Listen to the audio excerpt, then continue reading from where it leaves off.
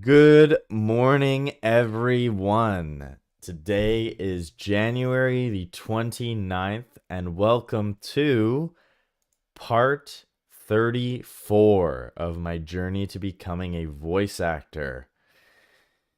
Tomorrow will mark part 35. Just crazy. That's crazy to me. We've been doing these streams now for over 2 months. We passed the 2-month mark. Let's see here. When did we pass the 2-month mark exactly? Yesterday. Yesterday marked officially 2 months since I started streaming. So that's a pretty good milestone. I'm pretty excited about that. So I do have a few things planned for today. Reading being one of them, but I also have something that I wanted to do last week, but I couldn't because I took a while recording the previous project. If you guys caught the last 2 streams, you'll know what I'm talking about. But yeah, let me show you what we're working on today. I'll share my screen here. So a friend of mine requested that I do a take on this video, and I will show you this video. It's very funny. It's an animator that I really like. He does a lot of great videos. A lot of funny animations. You might have heard of him. His channel name's Worthikids. So WORTHI Kids, Worthikids. And this one that I was requested to try was by a friend of mine. She wanted me to give it a shot, so we're gonna give it a shot. And I've watched it over many times.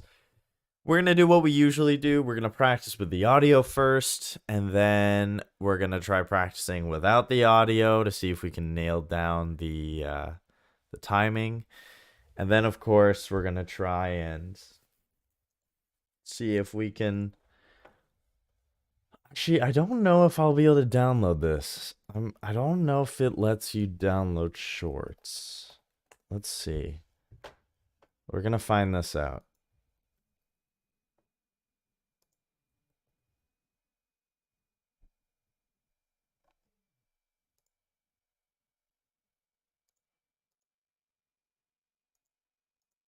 Oh my god, stop.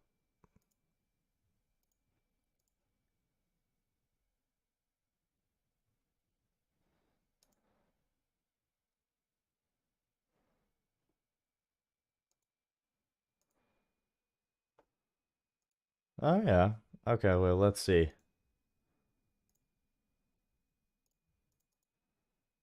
Whoa, what a cool mountain. How did you... Okay, perfect. We can watch it this way. That works.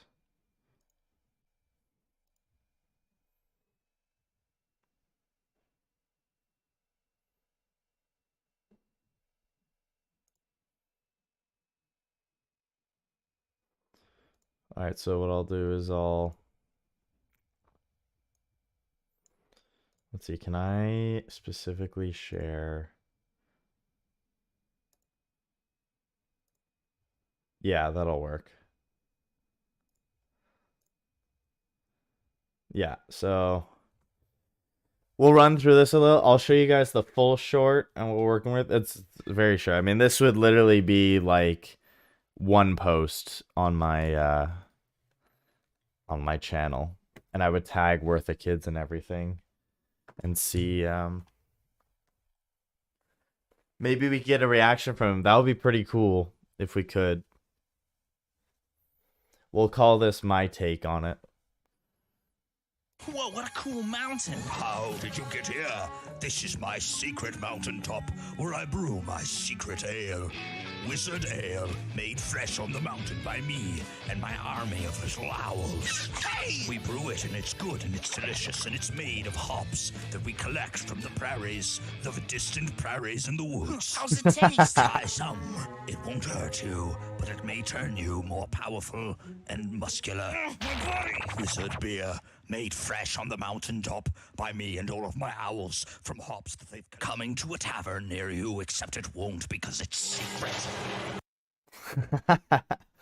So, lots going on here. It's, obviously it's 38 seconds long, so it's not like a super long animation, but there's a lot of depth in what's going on in this scene, right? So we're going from, this guy being like, whoa, what a cool mountain, and then this wizard kicks things off by showing his face. What a cool mountain. How did you get here? This is my secret mountaintop where I brew my secret ale. Wizard ale. And then this is like the bridge, so as soon as he introduces the ale, things start going at a faster tempo. Made fresh on the mountain by me and my army of little owls. Hey! We brew it and it's good and it's delicious and it's made of hops that we collect from the prairies, the distant prairies. In the woods. How's it taste? Try some. It won't hurt you, but it may turn you more powerful and muscular. My body! Wizard beer. Made fresh on the mountaintop by me and all of my owls from hops that they've coming to a tavern near you, except it won't because it's secret.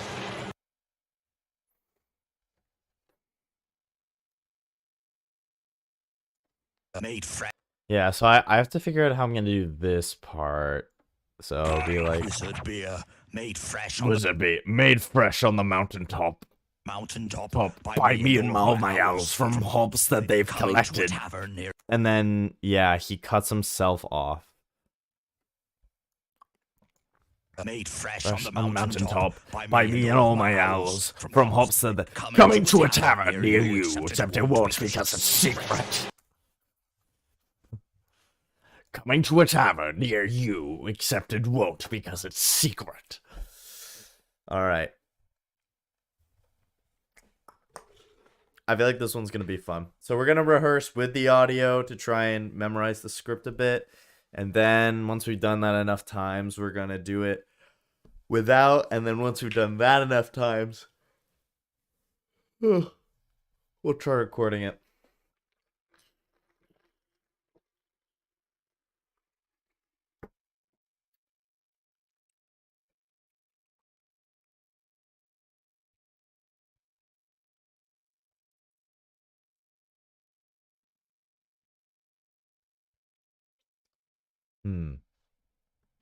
Alright, I'll just open up this. So I can see you guys your guys' comments and stuff.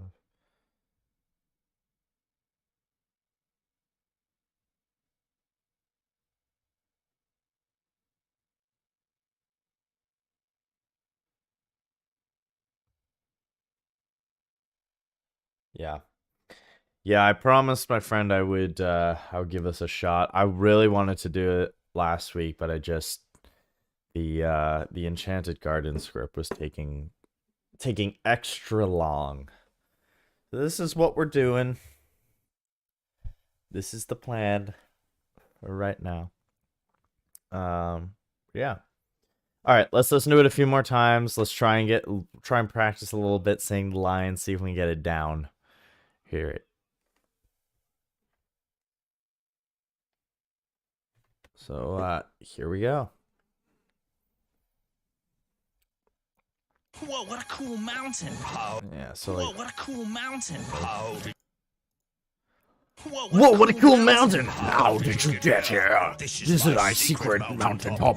I blew my secret ale, Wizard Ale, made fresh on mountaintop, me and my owls. We brew it and it's good and it's delicious. Delicious And and it's made made of of hops hops that we collect from the from prairies, prairies, of distant prairies and the woods. How's it taste? Has Try taste. some. It won't hurt you, but it may Turn turn you you more powerful and muscular. My buddy, Wizard new beer, beer, made fresh on the mountaintop, by me and all my owls, from hopes that they're coming to a river near you, except it won't because it's secret. Okay. So, I think what we'll do is we'll practice the lines of just the normal guy and then the wizard, and then we'll combine the two. That's what we'll do. Whoa, what a cool mountain. Whoa, what a Whoa, what a cool mountain! How did you get here? This is my secret mountaintop, where I brew my secret ale. Wizard ale, made fresh on the mountain by me and my army of little owls. Hey! And it's good and it's delicious and it's made of hops that we collect from the prairies, the distant prairies and the woods. How's it Oh, taste? Try some.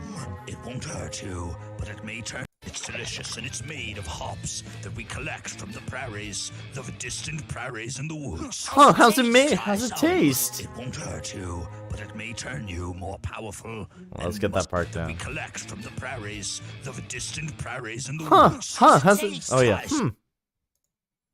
how's it taste? Owls. We brew it and it's good and it's delicious and it's made of hops that we collect from the prairies, the distant prairies and the woods. How's it Try taste? some. It won't hurt you, but it may turn you more powerful and muscular. Oh my buddy! Wizard beer, made fresh on the mountaintop by me and all of my owls from hops that they've coming to a tavern near you, except it won't because it's secret.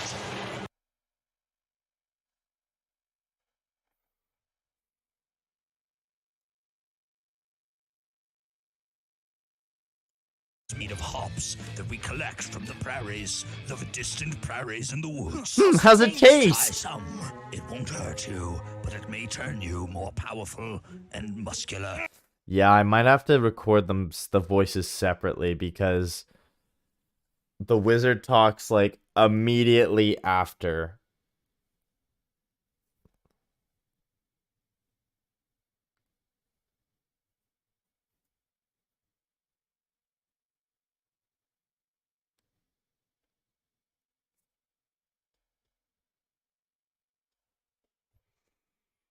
All right. So let's try again. Oh. Whoa, what a cool mountain. Whoa, what a cool mountain. Whoa, what a cool mountain! How did you get here? This is my secret mountaintop, where I brew my secret ale. Wizard ale, made fresh on the mountain by me and my army of little owls. Hey! Brew it and it's good and it's delicious and it's made of hops that we collect from the prairies, the distant prairies and the woods. How's it Try taste? some. It won't hurt you, but it may turn you more powerful and muscular. Oh my buddy! Wizard beer, made fresh on the mountaintop by me and all of my owls from hops that they've coming to a tavern near you, except it won't because it's secret. All right, one more time for the normal dude, then we'll practice the wizard's lines.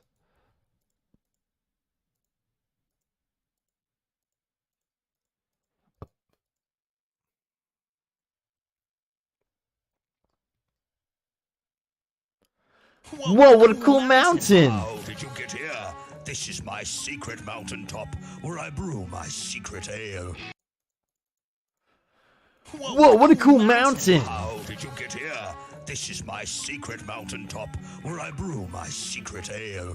Wizard ale, made fresh on the mountain by me and my army of little owls. Hey! Brew it and it's good and it's delicious and it's made of hops that we collect from the prairies, the distant prairies and the woods. How's it Try taste? some.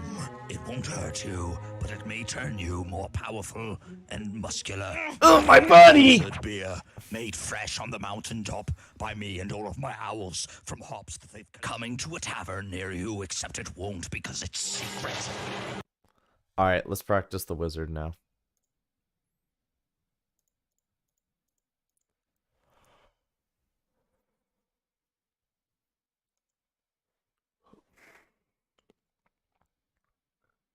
Whoa, what a cool mountain. How did you get here? This is a secret mountaintop when I brew my secret ale, Wizard Ale. Made fresh from the mountaintop, me and an army of owls.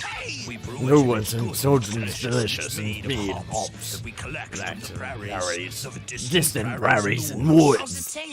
Try some, it won't hurt you, but it may turn you powerful and muscular.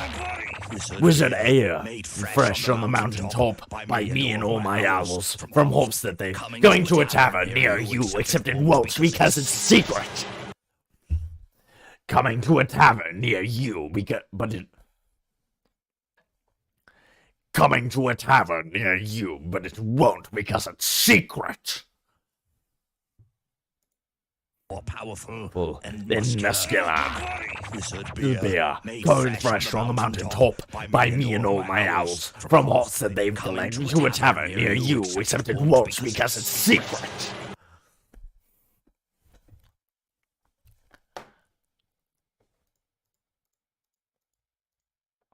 Wow, what a cool mountain! How did you get here? This is my secret mountaintop, where I brew my secret ale. Wizard Ale, made fresh on the mountaintop, me and my army of owls. The ale is good and it's delicious and it's made of hops, dialect from districts of distant prairies and woods. Try some, it won't hurt you, but it may turn you powerful and muscular. Beer, made fresh on the mountaintop by me and all my owls, from hops that they're coming to a tavern near you, except it won't because it's secret.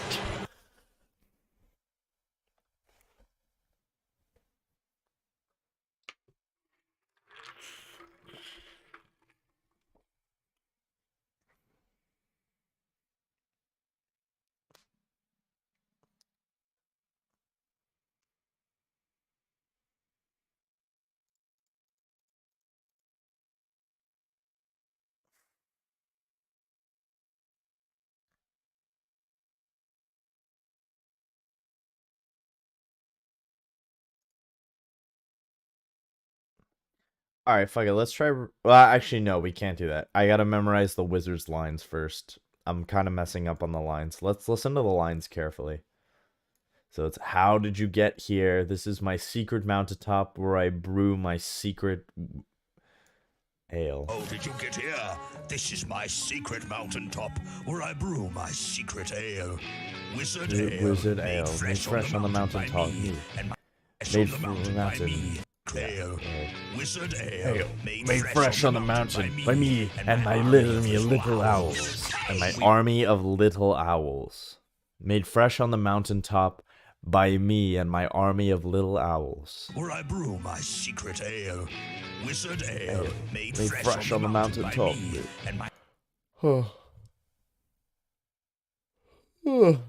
You see. Made fresh on the mountain. Wizard Ale. Made fresh on the mountain by me and my army of little owls. Hey! It's good and it's delicious and it's made hops that we collect from prairies, of distant prairies in the woods. How's it taste? Try some. It won't hurt you. We brew it and it's good. We brew it and it's good and it's delicious and we made made that we collect from the prairies, of distant prairies in the woods. How's it taste? Try some. It won't hurt you, but it may turn you more powerful and muscular. Wizard beer, made fresh on the mountain. Good and it's delicious and it's owls. We brew it and it's good. We brew it and it's good and it's fresh on the mountain by me and my army of little owls. Hey! We brew it and it's good and it's delicious and it's made of hops that we collect from prairies, of distant prairies in the woods. How's it taste? Try some. It won't hurt you, but it may turn you more powerful and muscular. My buddy, Wizard Ale, made fresh on the mountaintop by me and all my owls, from hops that they've collected to a tavern near you, except it won't because it's secret. Okay.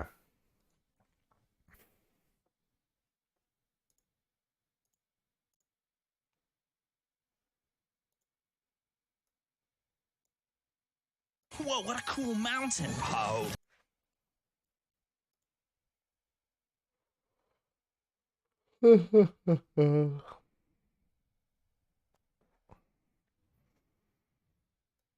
Oh yes, I forgot. So, I'll mention this later in the stream too, but the long-awaited 100 subscriber special will be coming out very, very, very soon. I've finished editing it. It's exported. All I have to do now is schedule it.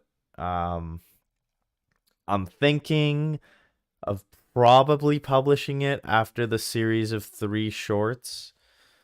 Yeah.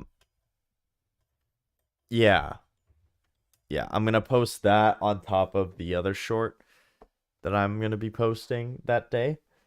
It'll be like the start of a new series plus the special. Ugh.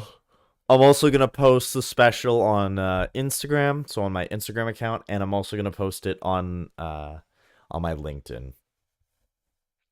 Because you never know what opportunities might come through LinkedIn. So that's the plan, man. All right. Let's try this again with just the wizard's lines. Whoa, what a cool mountain. How did you get here? This is my secret mountain top, where I brew my secret ale. Wizard ale, made of rubbish on the mountain. Me and my army of little owls. Hey! Brewed and stewed and it's delicious and it's made of hops. We collect from the prairies, of distant prairies in the woods. Does it taste? Some, it won't hurt you, but it might turn you powerful and muscular. My buddy Wizard Beer, made fresh on the mountain top by me and all my owls. From hops to the coming to a tavern near you, except it won't because it's secret. Coming to a tavern near you, but you won't because it's secret.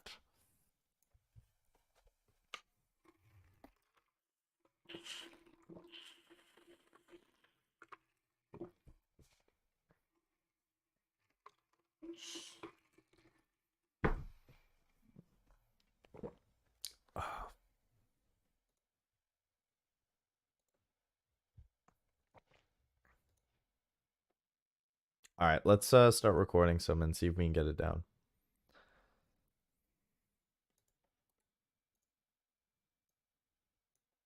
Let's first test the audio. Testing, 1 2 3, 1 2 3, testing. Testing, 1 2 3, 1 2 3, testing. Okay, we're good for audio. All right.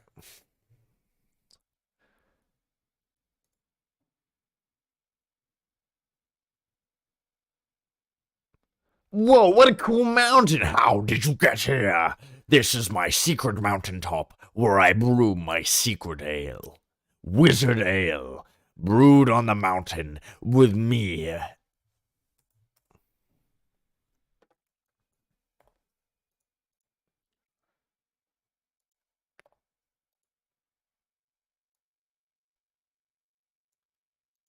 Whoa, what a cool mountain! How did you get here? This is my secret mountaintop, where I brew my secret ale. Wizard ale, brewed on the mountain with me.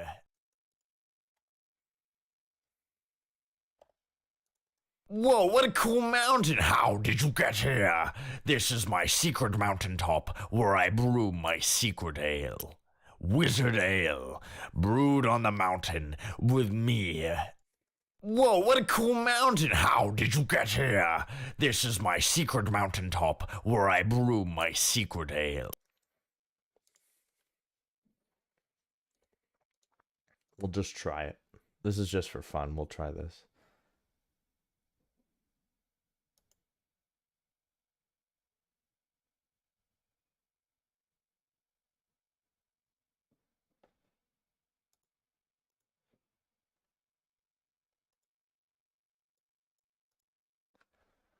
Whoa, what a cool mountain! How did you get here? This is my secret mountaintop, and we brew my secret ale. Wizard Ale, made on the mountain by me and my army of little owls. Hey! Grow it and it's good and it's delicious and it's breed pops. Direct from prairies, of distant prairies in the woods. How's it taste? Try some. It won't hurt you, but it'll make you more powerful and muscular. My bloody area, made from on the mountain top by me and all my owls from orbs to the coming to a tavern near you, except it won't because it's secret.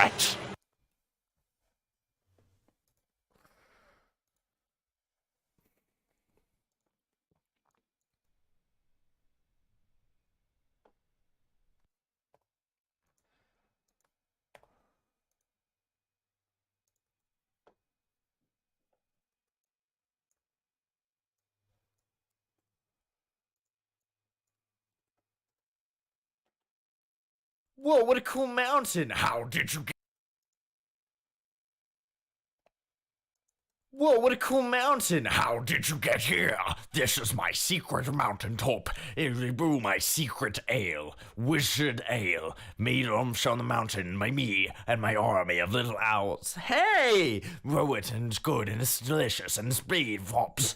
Direct from prairies, of distant prairies in the woods. How's it taste? Try some. It won't hurt you, but it'll make you more powerful and muscular. My bloody area, made from on the mountain top by me and all my owls from orbs to the coming to a tavern near you, except it won't because it's secret. It's so fast. It's so fast. Yeah, I got a lot of work to do on that one. Oh boy. Oh man. I'm curious to hear what are some covers of this.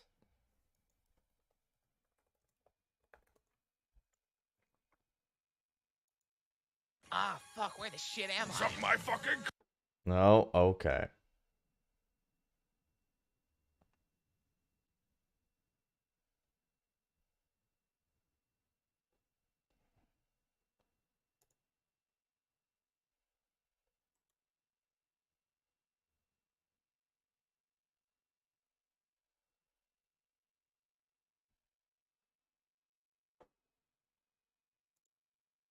Man, I'm gonna go jerk off.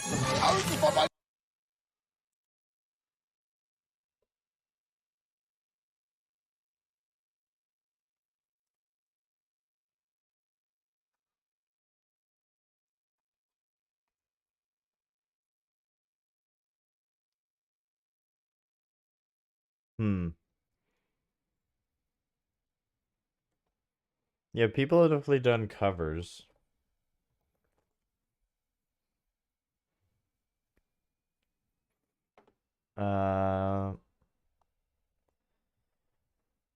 But they're like in almost all of these, it's What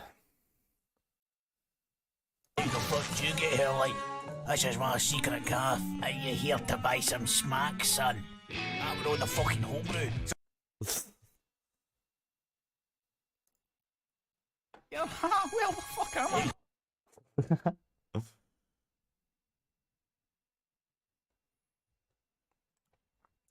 yeah, so almost all of these is they're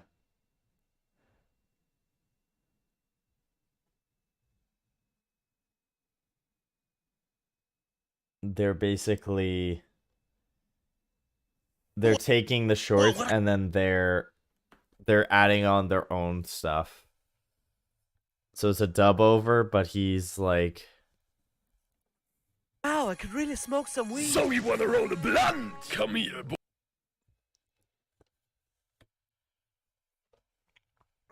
yeah, everybody's like changing up what is saying.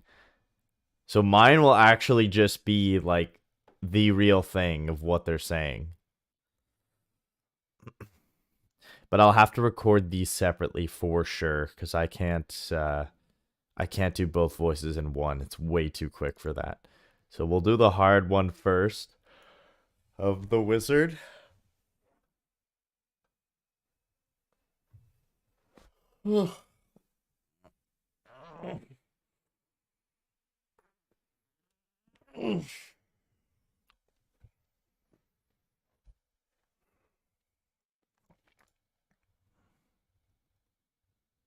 Whoa, what a cool mountain. How did you get here? This is my secret mountaintop, where I brew my secret ale. Wizard Ale, Made by him from the mountain. So that's what I messed up. Made fresh on the mountain. Ale, Wizard Ale, made fresh on the mountain. Me and my army of little owls. Yeah, it's good and it's delicious and it's made of hops. We brew it and it's good, it's delicious. Brew it and it's good and it's delicious and it's owls. We brew it and it's good, it's delicious, and it's made of hops. We collect from prairies, of distant prairies in the How's woods. it taste? Try some, it won't hurt you, but it'll make you... Powerful prairies in the woods. It's delicious and it's made of. We brew it. Brew it and it's... We brew it and it's good, it's delicious, and it's made of hops. We collect from the prairies, of distant prairies in the How's woods. it taste? Try some, it won't hurt you, but it may turn you more powerful and muscular. Wizard Ale, made fresh on the mountain top by me and all my owls, from hopes of it coming to a tavern near you, except it won't because it's secret. So the part that I keep messing up on is like right around here. Yeah, this part. So let's practice from here. Whoa, what a cool mountain. How did you get here? This is my secret mountaintop, where I brew my secret ale, Wizard Ale. Eat fresh on the mountain, And my army of little owls. Up where I brew my secret. Whoa, what a cool again. mountain. How did you get here? This is my secret mountaintop, where I brew my secret ale, Wizard Ale, made fresh on the mountain by me and my army of little owls. We brew it and it's good and it's delicious and it's made from collect from the prairies, of distant prairies in the How's woods. it taste? Try some, it won't hurt you, but it may make you more powerful and muscular. Wizard Beer, made fresh on the mountaintop by me and all my owls, from hopes that they're coming to a tavern near you, except it won't because it's secret.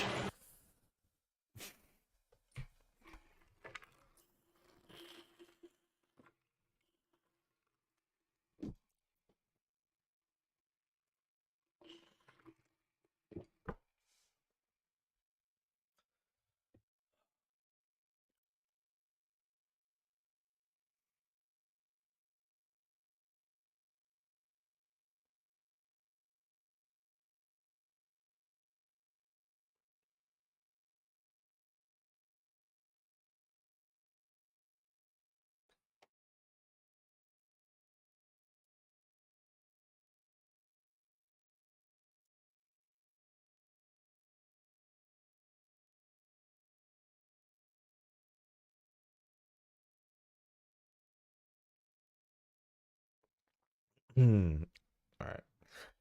I am now realizing that doing this over and over again is gonna kill my throat. This is gonna be similar to, oh my god, to the Metal Gear Rising shorts to record Jesus Raiden's voice.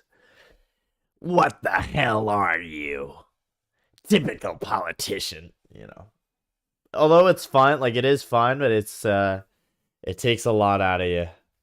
For sure.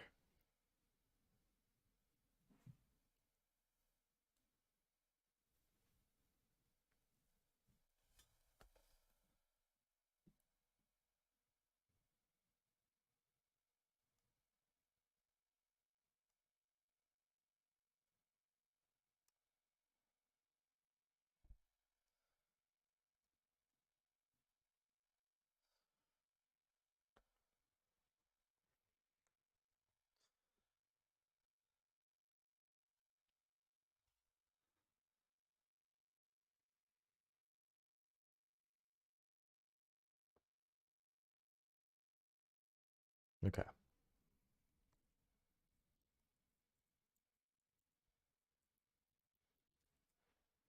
I think we just need to keep practicing this a little bit.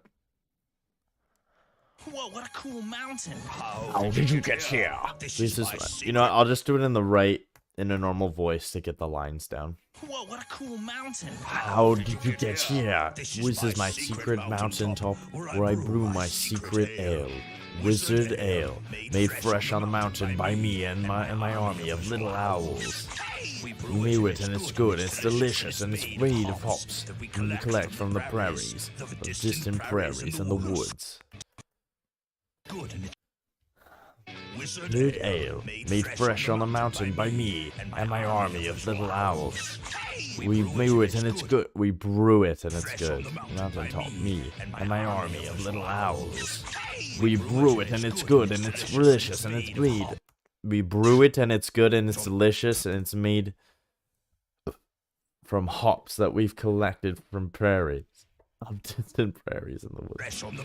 So, me and my army of little owls. We brew it and it's good and it's delicious and it's made of hops. Why do I keep thinking fresh? We brew it and it's good and it's delicious, not fresh. We brew it and it's good and it's We brew it and it's good and it's delicious. We brew it and it's good and it's delicious and it's made from hops. It's made of hops. Then it's good. We brew it and it's good and it's delicious and it's made of hops we collect from prairies. We brew it and it's delicious and it's. We brew it and it's good and it's delicious. We brew it and it's good and it's delicious and it's made of hops we collect from prairie. And it's made of hops. And it's made of hops that we collect from the prairies, of distant prairies in the woods. And it's good and it's delicious and it's made of hops that we collect from the prairies, of distant prairies in the woods. How's it taste? Try some. It won't hurt you, but it may turn you more. But it may turn you more powerful. Won't hurt you, but it may turn you more powerful and muscular. Wizard Ale, made fresh on the mountaintop by me and all my owls, from hops that coming to a tavern near you, except it won't because it's secret.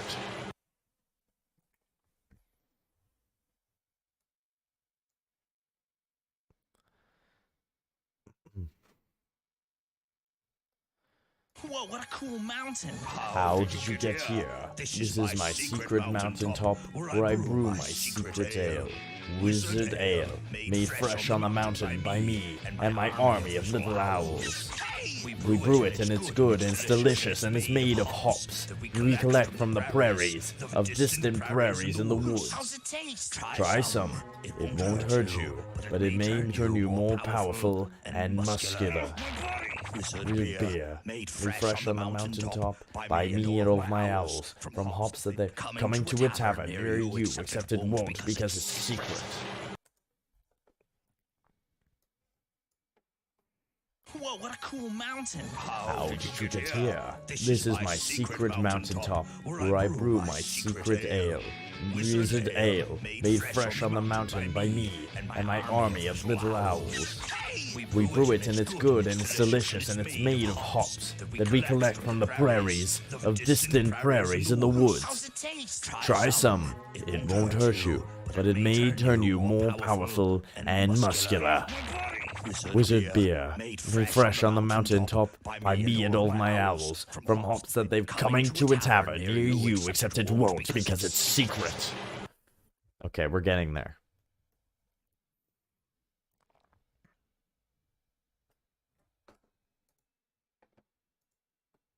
Whoa, what a cool mountain. How did you get here? This is my secret mountaintop where I brew my secret ale. Wizard Ale, made fresh on the mountain by me and all army of... Fuck. Me messing up, come on.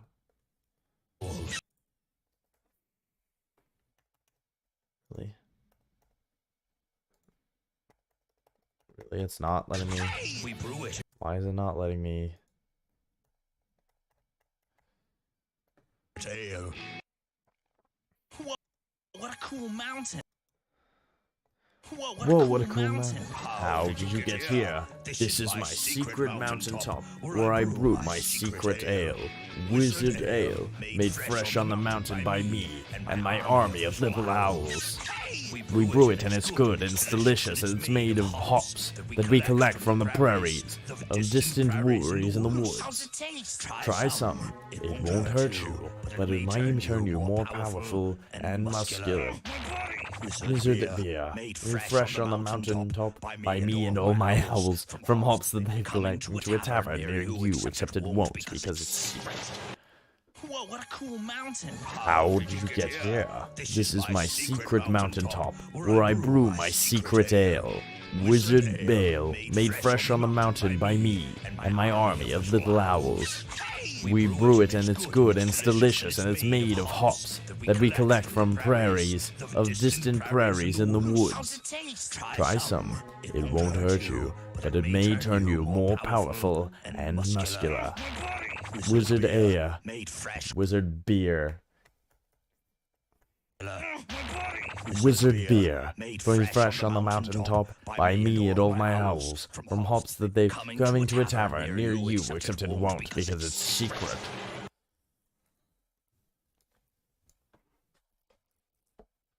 You know what's crazy though too is that this animation was done all by one guy, right?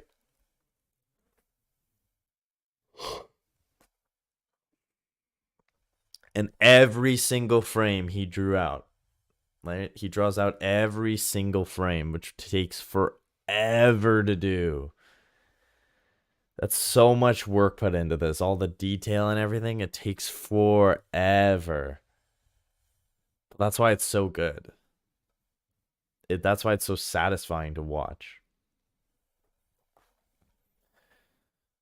I wonder if he uses Blender at all. Well, actually, probably not for this, because this looks like 2D, but I think he's used Blender for some of his other stuff. He's made some really cool stuff. One of the things that he made was like a space animation. It was really cool. Captain Kujiro or something. I don't remember exactly, but it was really cool. Whoa, what a cool mountain. How did you get here? This is my secret mountaintop, where I brew my secret ale. Wizard Ale, made fresh on the mountain by me and my army of little owls. We brew it and it's good and it's delicious and it's made from hops. Fuck. We brew it and it's good and it's delicious and it's made of hops that we collect from the prairies, of distant prairies in the woods. Try some. It won't hurt you, but it may turn you more powerful and muscular. Wizard Beer, made fresh on the mountaintop by me and all my owls from hops that they've collected to a tavern near you, except it won't because it's secret. Okay, I think we're getting there. Whoa, what a cool mountain. How did you get here? This is my secret mountaintop, where I brew my secret ale. Wizard Ale, made fresh on the mountain by me and all me of little owls. Secret ale. Made fresh on the mountaintop, me.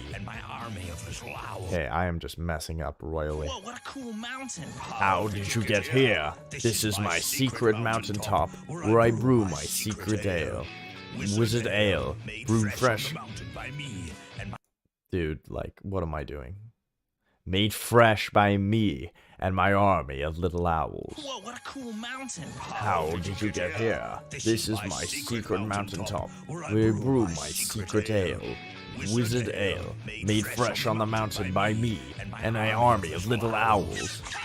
We brew it and it's good and it's delicious and it's made of hops that we collect from the prairies, of distant prairies in the woods. Drink some. It won't hurt you, but it may turn you more powerful and muscular. Beer, made fresh on the mountaintop by me and all my owls from hops that they've collected. Tavern near you, except it won't because it's secret.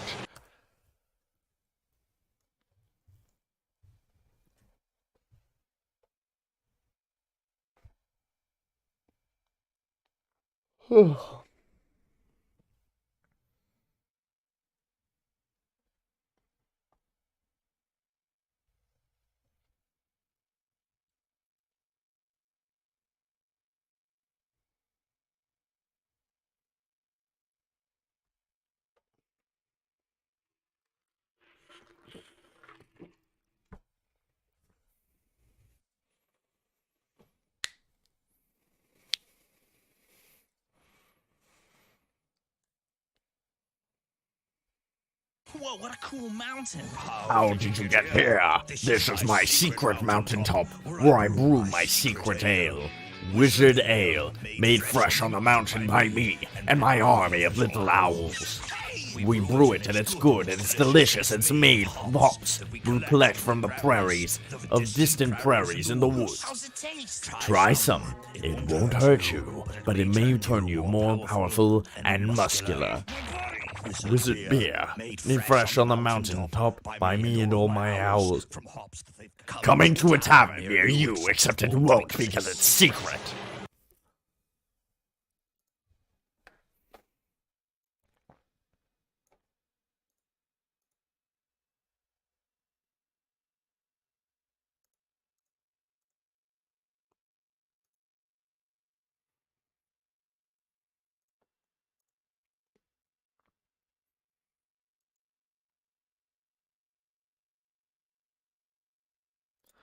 Actually, what I need to do is practice without the audio, because I think the audio is tripping me up a little bit.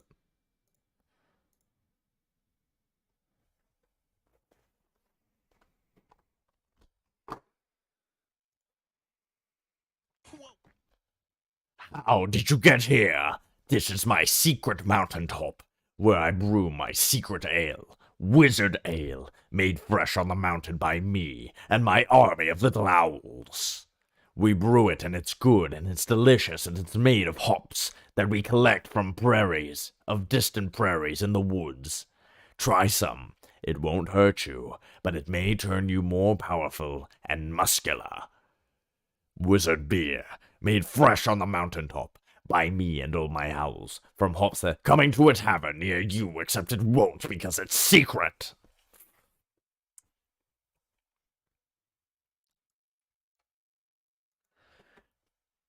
How did you get here? This is my mountaintop, where I brew my secret.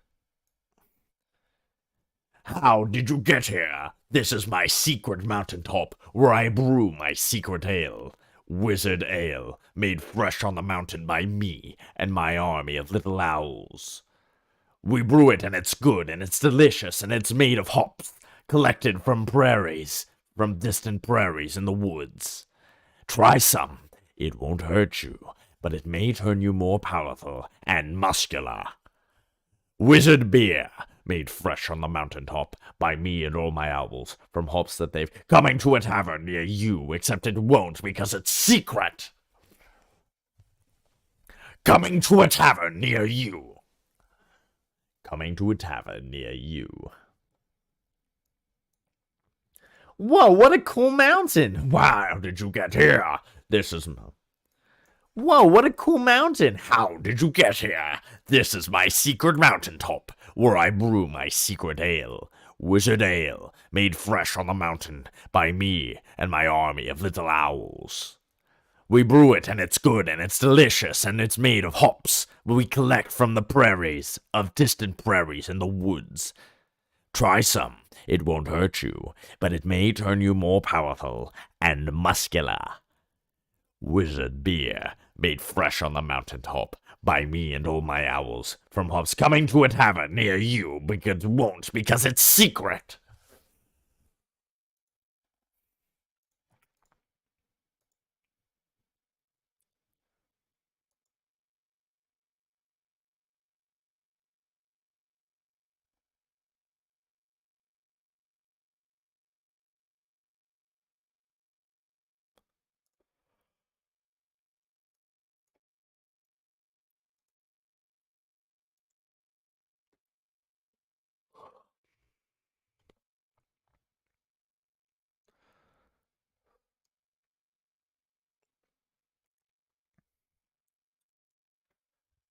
How did you get here? This is my secret mountaintop, where I brew my secret ale. Wizard Ale, made fresh on the mountain by me and my army of little owls. We brew it and it's good and it's delicious and it's made of hops collected from the prairies, from distant prairies in the woods. Try some. It won't hurt you, but it may turn you more powerful and muscular. Wizard Beer, made fresh on the mountaintop by me and all my owls from Hops coming to a tavern near you, except it won't because it's secret.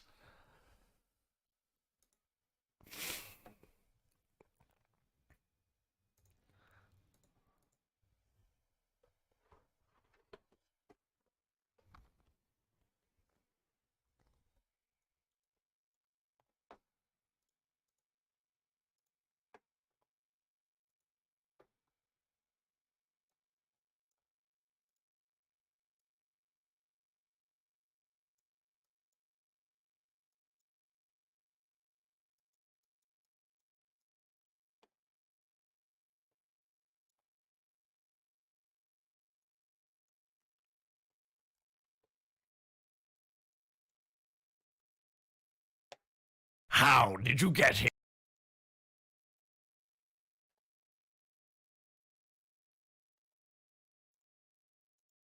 How did you get here? This is my secret mountaintop, where I brew my secret ale, Wizard Ale, made fresh on the mountain by me and my army of little owls. We brew it and it's good and it's delicious and it's made of hops, collected from the prairies, from distant prairies in the woods. Try some. It won't hurt you, but it may turn you more powerful and muscular. Wizard Beer, made fresh on the mountaintop by me and all my owls from Hops coming to a tavern near you, except it won't because it's secret. Not bad. Needs some more work. I think with that, I'm gonna take a break. We've already reached an hour here practicing this, so I'm gonna give my voice a little bit of a break. We'll come back after an hour. Sorry. I'm not taking an hour-long break. We'll come back after 10 minutes. So I'll see you guys in 10.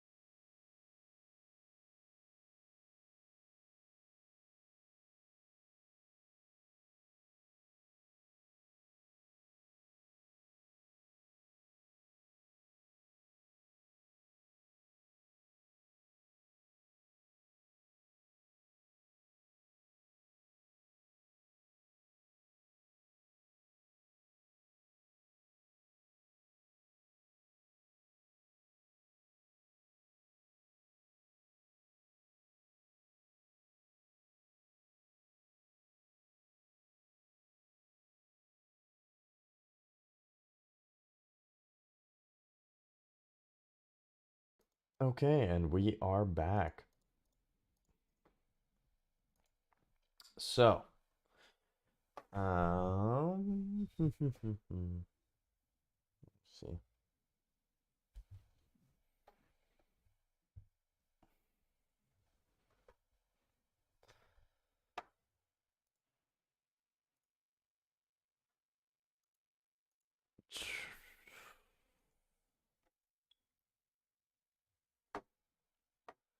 All right, we'll try and get this down. We'll see if we can get it down by today.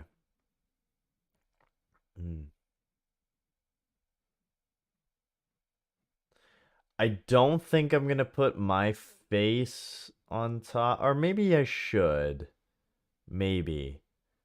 Yeah, maybe half of it is my face and then half it's the video.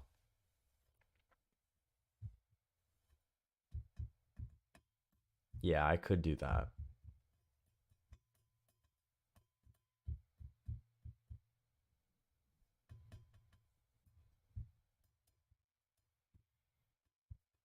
Or I could just do my voice.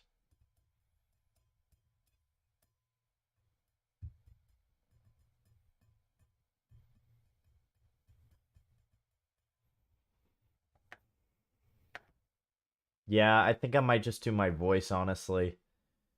Because I feel like if I have my face in it, it takes away from the immersion a little bit. So I'll just do that. So let's try doing the wizard's lines.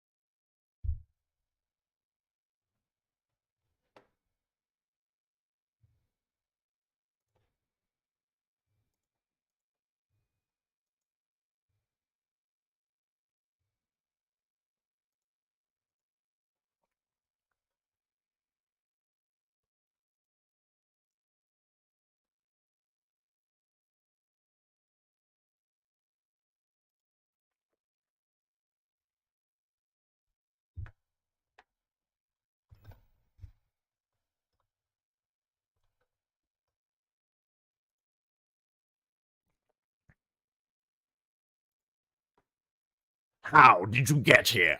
This is my secret mountaintop, where I brew my secret ale. Wizard ale, made fresh on the mountain by me and my army of little owls. We brew it and it's good and it's delicious and it's made of hops.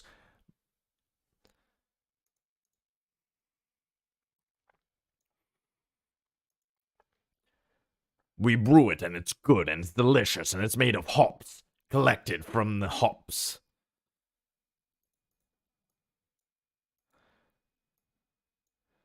We brew it and it's good and it's delicious and it's collected from hops. Fuck,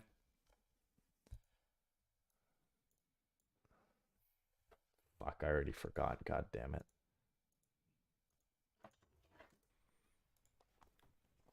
How did you get here? This is my secret mountaintop, where I brew my secret ale. Wizard ale, made fresh on the mountain by me and my army of little owls. We brew it and it's good and it's delicious and it's made of hops.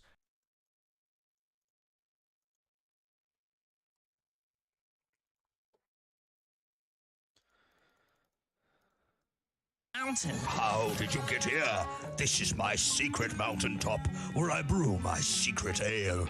Wizard ale, made fresh on the mountain by me and my army of little owls. Hey! We brew it and it's good and it's delicious and it's made of hops that we collect from the prairies, from distant prairies in the woods. It's good and it's delicious and it's made of hops that we collect from the prairies. From distant prairies in the woods. Owls. Hey! We brew it and it's good and it's delicious and it's made of hops that we collect from the prairies, the distant prairies in the woods. How's it taste? Try some. By by me and my army of little owls. We brew it and it's good and it's delicious. Of little owls. We brew it and it's good and it's delicious and it's made of hops that we collect from distilleries. And we brew it and it's good and it's delicious and it's made of hops that we collect from the prairies, of distant prairies in the woods. We brew it and it's good and it's delicious and it's made of hops that we collect from the prairies, of distant prairies in the woods. How's it taste? Try some. It won't hurt you, but it may turn you more powerful and muscular. This is beer, made fresh on the mountaintop by me and all my owls, from hops coming to a tavern near you, except it won't because it's secret.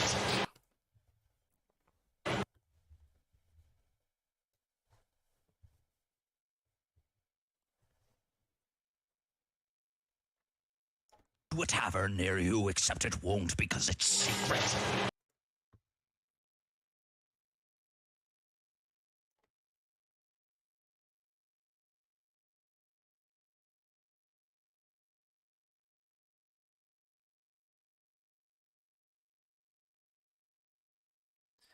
He has such a distinct style too. It's great. I love his art style.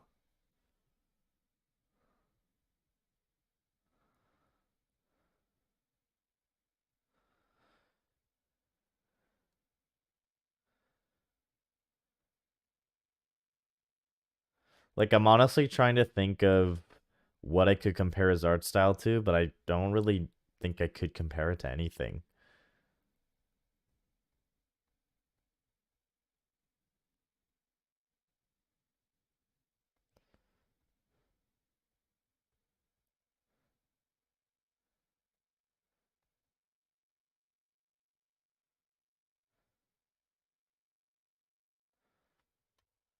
Whoa, what a cool mountain. How did you get here? This is my secret mountaintop, where I brew my secret ale.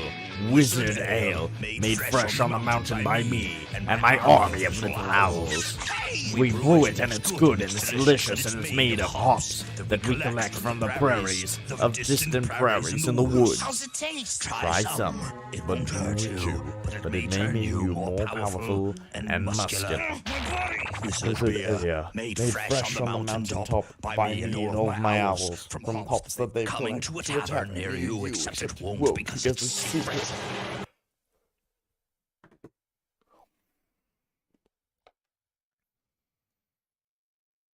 This is a hard one. I'm not gonna lie. This is tough. Whoa, what a cool mountain. How did you get here? This is my secret mountaintop, where I brew my secret ale. Wizard ale, made fresh on the mountain by me and my army of little owls. We brew it and it's good and it's delicious and it's made of hops that we collect from the prairies, from distant prairies in the woods. How's it taste? Try some, but won't hurt you, but it may turn you more powerful and muscular. Wizard beer, made fresh on the mountaintop by me and all my owls, from hops that they coming to a tavern near you, except it won't because it's secret. All right. One more time and then we'll try it. Whoa, what a cool mountain. How did you get here? This is my secret mountaintop, where I brew my secret ale. Wizard ale, made fresh on the mountain by me and my army of little owls. We brew it and it's good and it's delicious and it's made of hops that we collect from the prairies, of distant prairies in the woods. How's it taste? Try some. It won't hurt you, but it may turn you more powerful and muscular.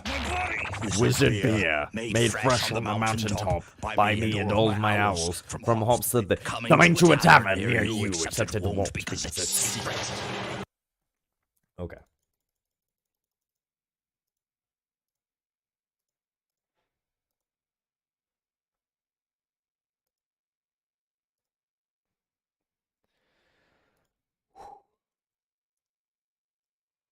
Whoa, what a cool mountain.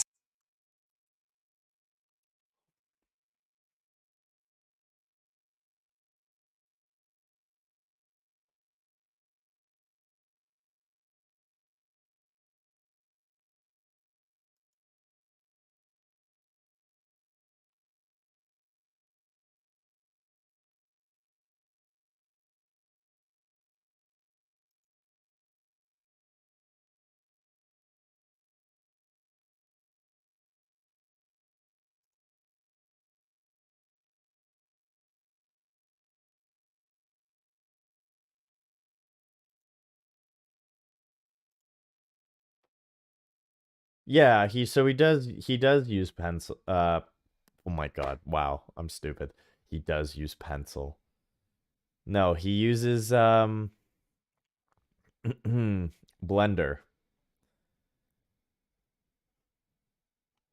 He's super talented.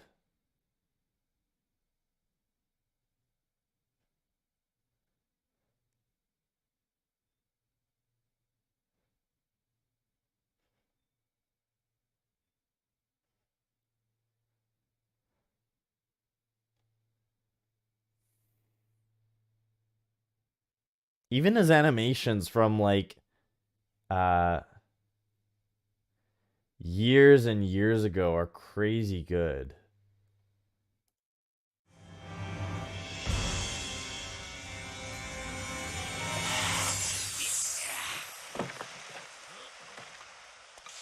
Doku! バーディー来てたかさあこいつを見てくれ私の生涯をかけた一世一代の発明だねえこれデロリアンだろどう改造したの今にわかるビデオを回せああ分かった早くしろねえドクその服ひょっとして今は何も聞くな後で全部わかるよし行こうこんばんは私はエメット・ブラウン That's crazy. Yeah, the very first thing he uploaded was that. I'm pretty sure. Or no, is I'm in a new band called Kuwait Grips. I remember seeing these two pop up and recommended years and years ago. This guy has been making stuff for a long time, but he's been consistently good, which I love.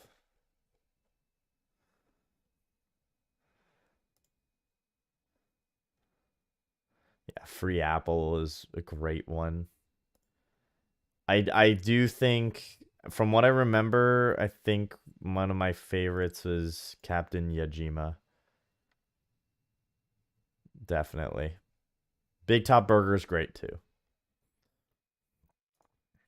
Big Top Burger is also great.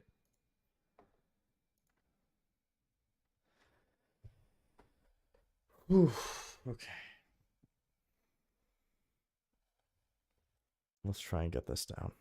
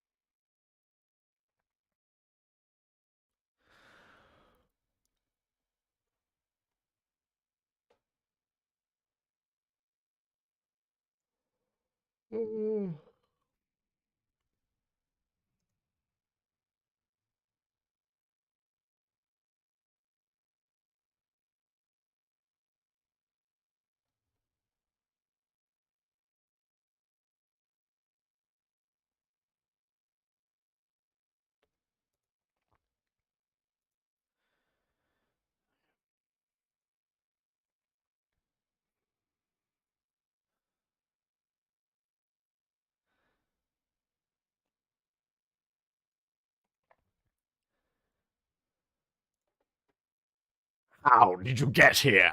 This is my secret mountaintop. How did you get here?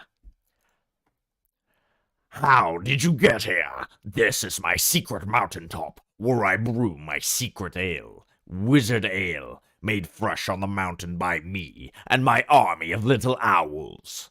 We brew it and we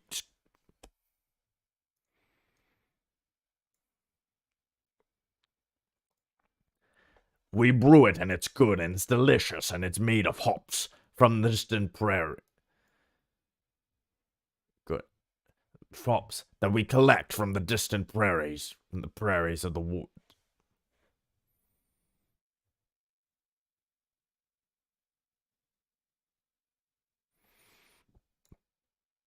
How did you get here? This is my secret mountaintop, where I brew my secret ale. Wizard ale, brewed in fresh. I'm already messing this up big time. Wow. Jesus.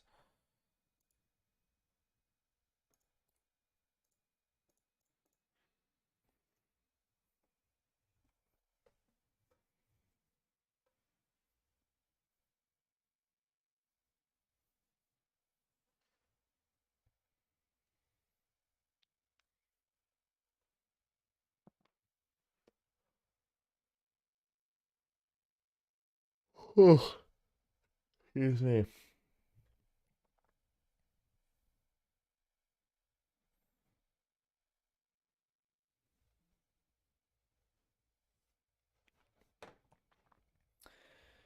Oh man.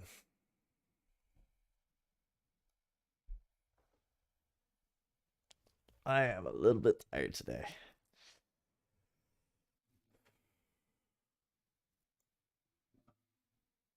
You know what? I think just for the sake of making sure I don't overdo it, because I feel like what's happening is I've been doing this for like an hour and a half straight and it's taken me a while, so I will come back to this tomorrow. Let's move on to something else. I think that's one of the important things too. When you're practicing anything like a script or anything, if it's getting to a point where it's like you're doing it over and over and over and over again, but it's like you keep running into a wall, take a break.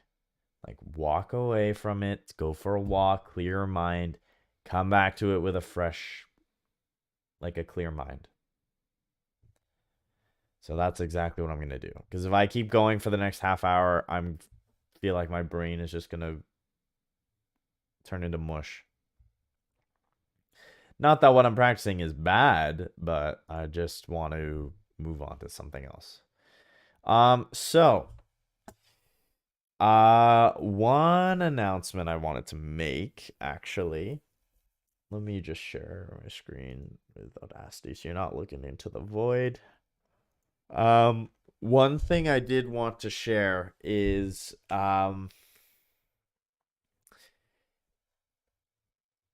for the next month or so, the content I'm going to be doing is going to differ, and it may take multiple streams to get it done properly. I want to see what the feedback is like. I'm hoping people like the new series that's coming out. So recently there's been the Arkham Knight reveal series that's slowly coming out that I did of that scene. So there's 3 parts to that scene. And yeah, so part 2 is today, and then part 3 is tomorrow, which is the last part. And then after that will be the 100 subscriber special on top of what other posts there will be for that. So yeah, Wednesday will be the 100 subscriber special that I'll post. So stay tuned for Wednesday. That's one of the big announcements. Wednesday will be the 100 subscriber special at the end of this month. So yeah. So there's that. And also, so the type of content that I'm talking about is using AI. So if you were here the last two streams, basically, I use ChatGPT as a tool to give me a script to practice voice acting.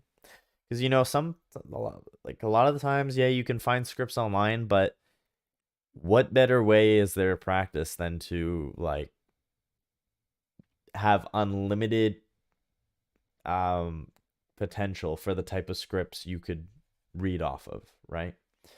So through ChatGPT, all I said was, it was very simple. I said, write me a narration script to practice narration script that is in intricate detail to practice voice acting.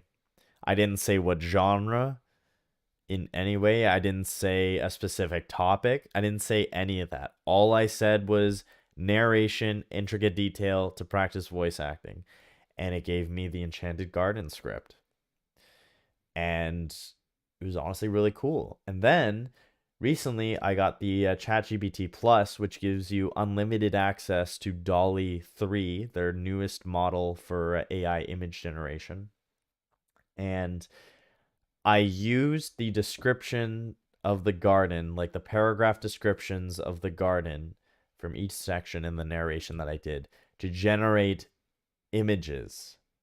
So you guys will see in the videos AI images that were generated, but those images are exactly what I'm describing in the narration in the video. So as I'm talking about it in the video, you'll see, like, I'm talking about, like, you know, soft golden light descending, like everything I'm describing in each part. There's 8 parts total, but in each part I'm describing what you're seeing in the photo, and the photo describes what you're hearing.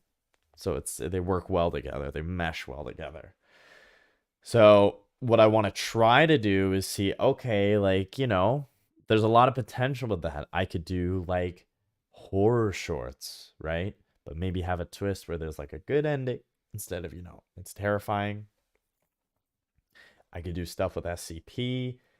I could do literally anything. I could do like a fantasy world. I could do something in space. I could do something from ancient history that's like alternate history. Like, I could do anything. The opportunities for creating stories from AI and reading those stories to you guys are almost limitless. So I'm really excited about that. So you know what? The next thing that I wanted to try, the next thing on my mind is actually I wrote down on my phone some notes I'm pretty sure about.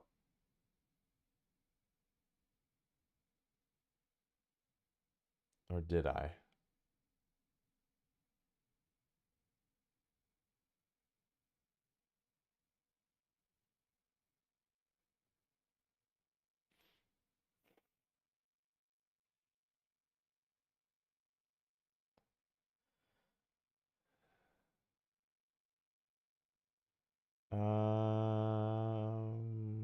Oh, is it not here?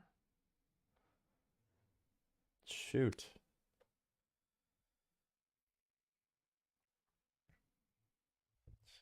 I guess not.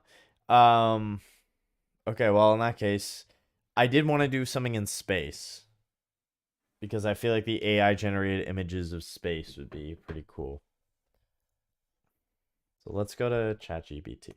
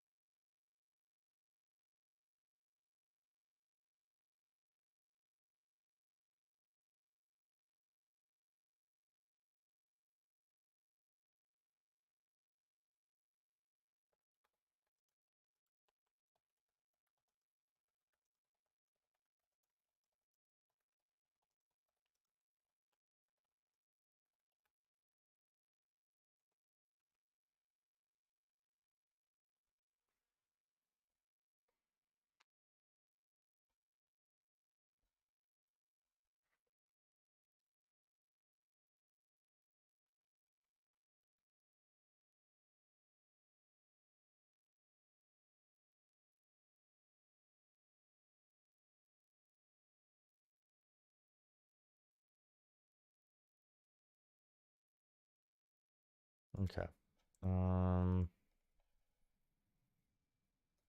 Let's see here.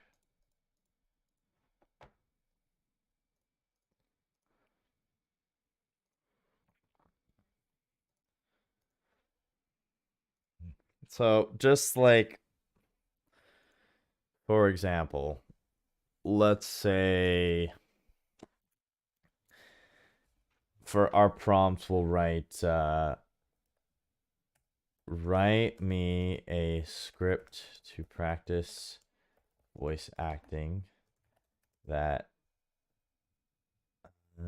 we'll say it's for another story. Write me a narration script for a space horror story in intricate detail. Make it have a good ending for the protagonist.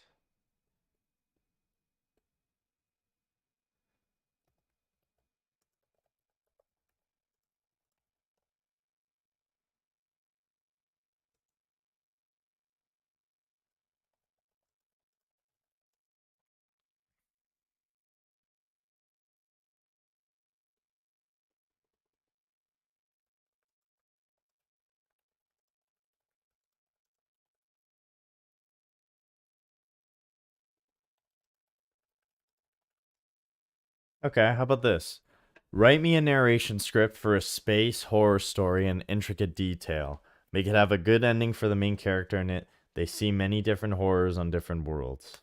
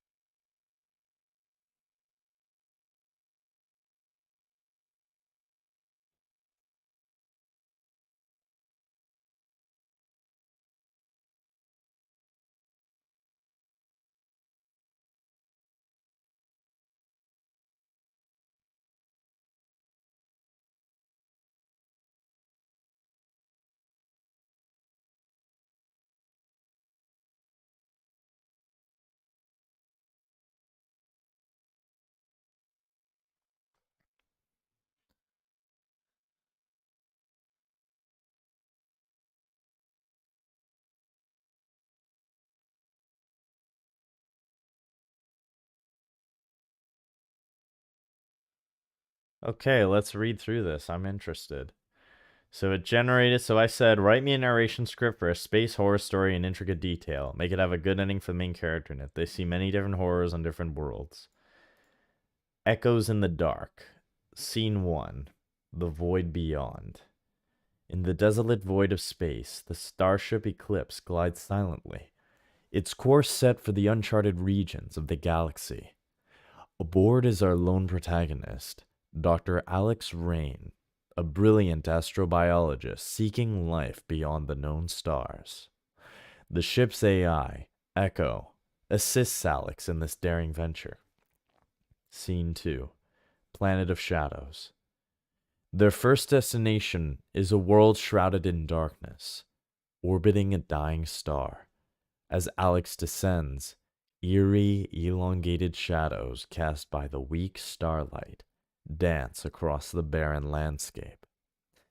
Investigating a series of ancient ruins, Alex discovers murals depicting a civilization consumed by a mysterious plague, turning its victims into shadowy figures. Scene 3, Ice World. Escaping the haunting planet of shadows, Alex journeys to a frozen world. Amidst the ice, they find a derelict research station.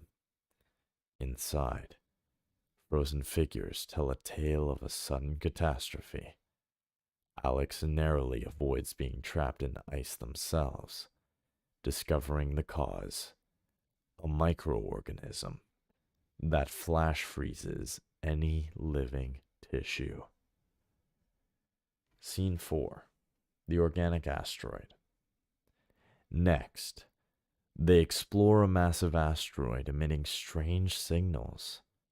Inside, the asteroid is alive, a giant organism. Its cavernous interior houses bizarre bioluminescent creatures. Alex barely escapes when the asteroid begins to close its caverns, as if trying to digest the intruder. Approaching a planet with a reflective surface, Alex encounters their own reflection in the sky. But the reflection distorts. Scene 5, the mirror world. Approaching a planet with a reflective surface, Alex encounters their own reflection in the sky. But the reflection distorts, showing them a nightmarish version of themselves.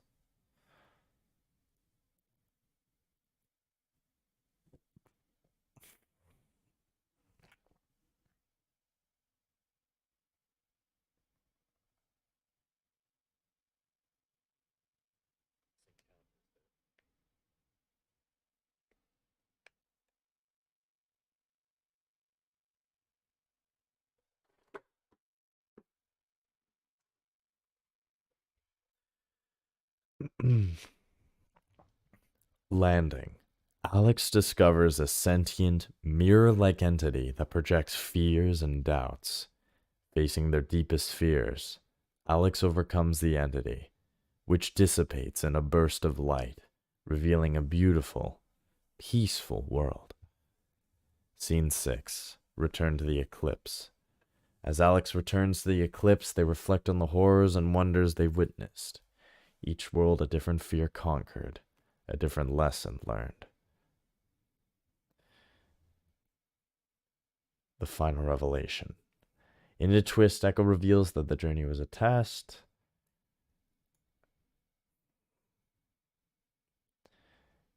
Orchestrated by an advanced alien race to understand human resilience and emotion.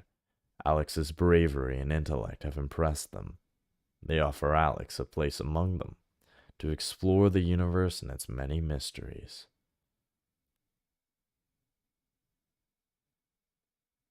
With a heart full of hope, Dr. Alex Rain looks out into the starlit expanse.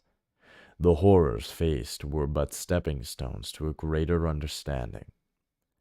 In the infinite darkness, Alex found not only the unknown secrets of the cosmos, but also the unyielding strength within. And so, amongst the stars, our protagonist finds a new beginning, a testament to the indomitable human spirit. The eclipse sails onward, a speck of light in the eternal night, carrying a brave soul on an endless voyage of discovery. So, not bad, but that's not really scary. Make it more scary. And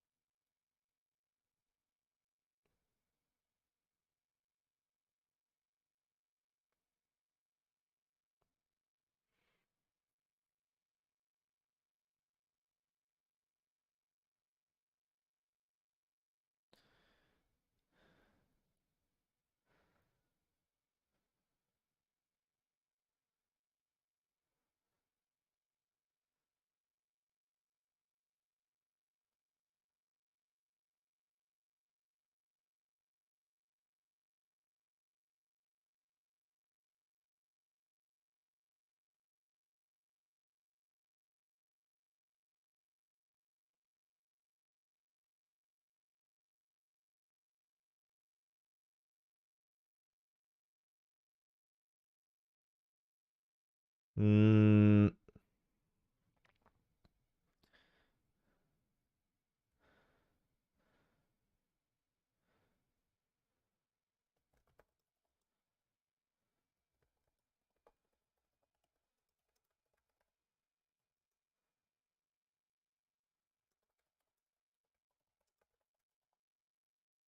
Make it more terrifying and scary. I want graphic detail. We'll say make it more terrifying and scary.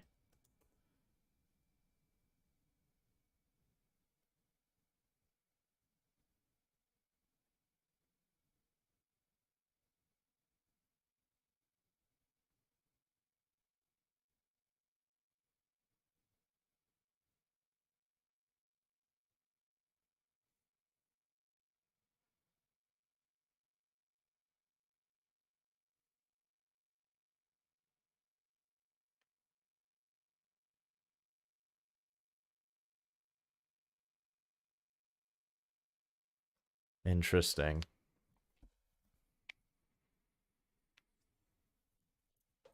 We'll quickly read through these because I'm curious to see what it's going to generate.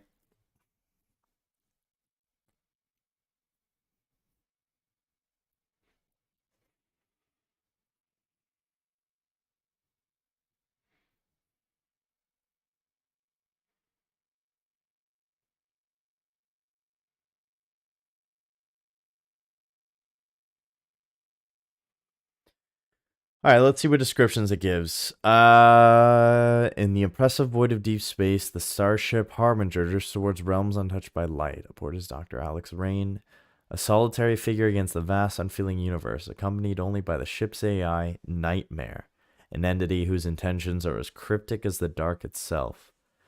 Alex embarks on a journey into the heart of terror. Alex's first foray is onto a world where the air itself screams. Blood-red skies loom over landscapes filled with bone-like structures. Here, every step is accompanied by distant, agonized wails. In a labyrinth of flesh-like caverns, Alex encounters remnants of a civilization driven to madness by unceasing, inhuman screams.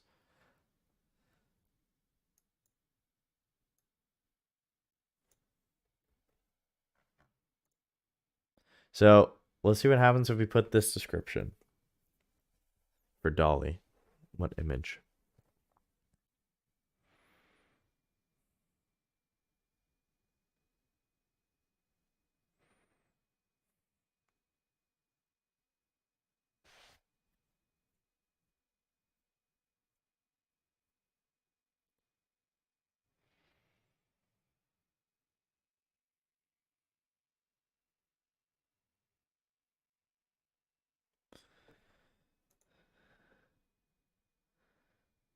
That's pretty cool.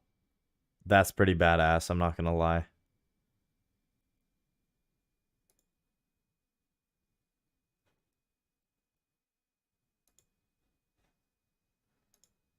See, that's what I mean. Like, this is boundless potential because I take the descriptions that ChatGPT is giving me and I put into the image generator that's taking those and it puts all the detail in. So while I'm describing all these stories to you guys, I don't need to go to Google Images to be like, oh, I need to find something that's close enough. I can just make these images with the descriptions through ChatGPT.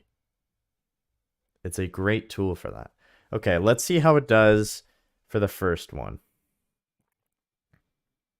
The Screaming Planet. This will be interesting to see how it comes up with image for this.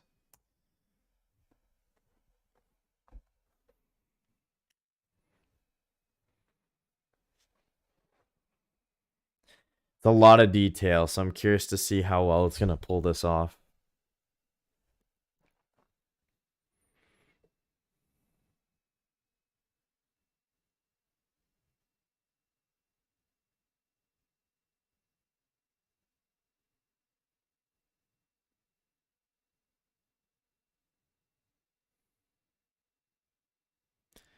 Oh, man.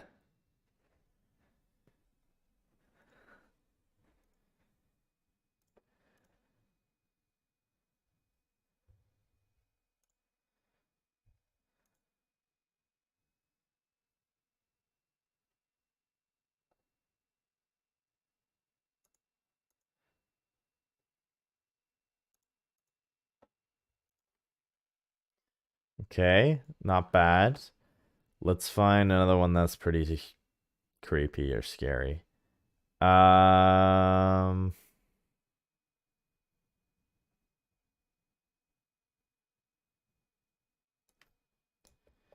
this should be an interesting one. Especially the part where it says, with each turn, reality distorts and time fractures until Alex barely escapes the clutches of this frozen hell. It's a world of eternal night and ice.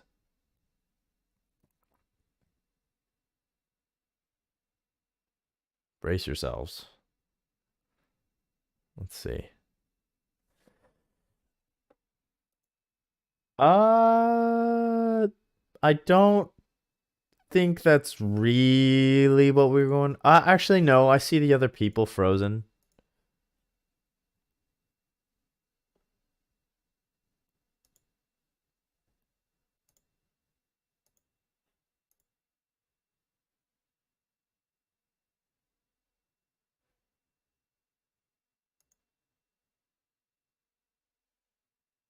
Okay, that's not bad. Um,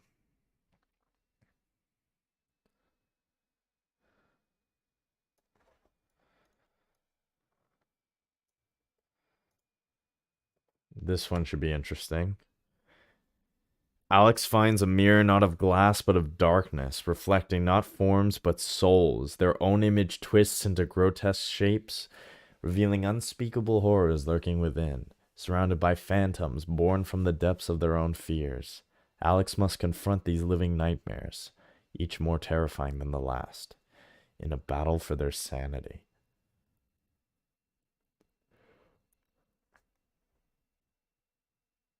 Oh, excuse me.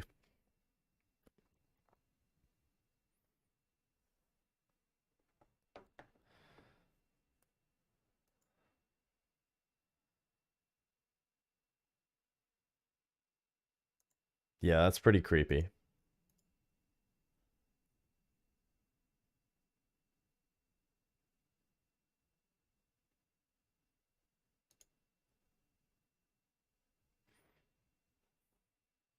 But yeah, that's like just a preview of like what's possible. It's pretty cool. Um, let's see. This one should be a cool one. A pitch black nebula. A vast organic structure, a hive of cosmic proportions.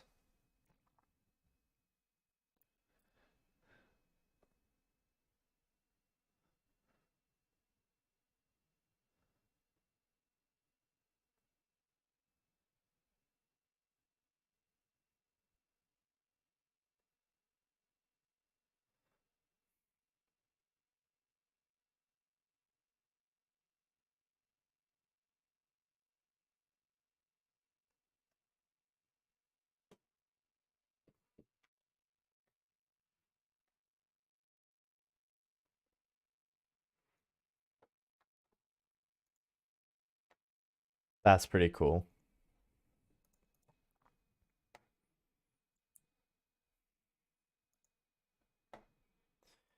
Okay, I'm just curious. If I say I want you to make this as scary as possible. Don't hold back. It needs to be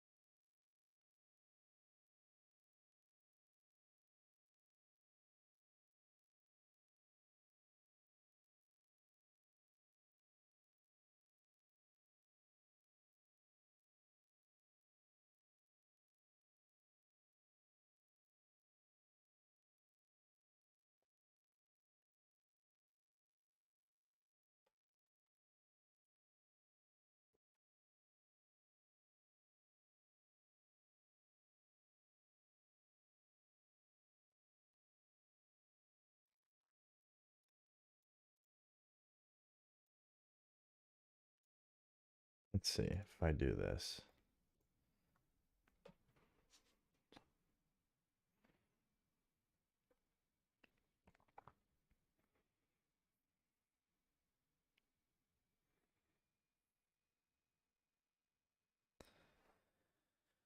Because it's interesting to see the detail.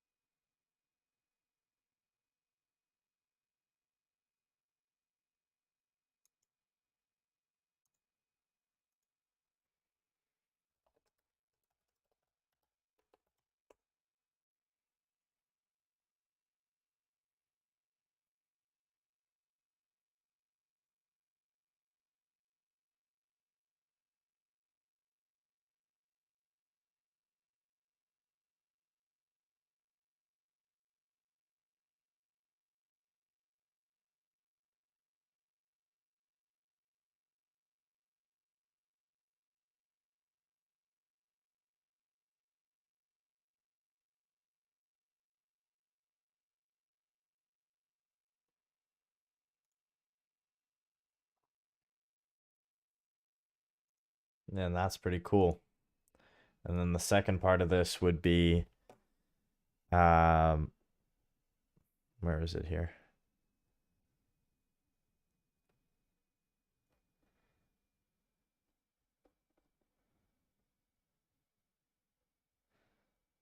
It would be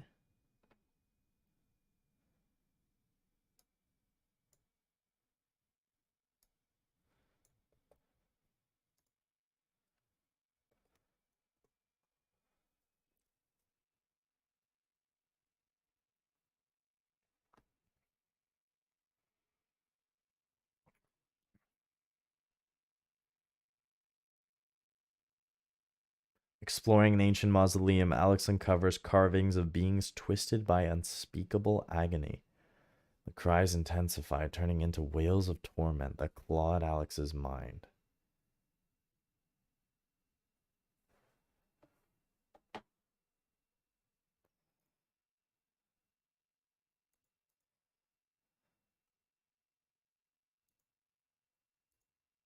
Interesting. Well, I think that is a good place to take another break. So I'll be back in another 10 minutes or so, and we will keep reading when we come back. Our book, Mastery. We're actually getting very close to the end. So curious to see how far we get. So I'll be back in 10.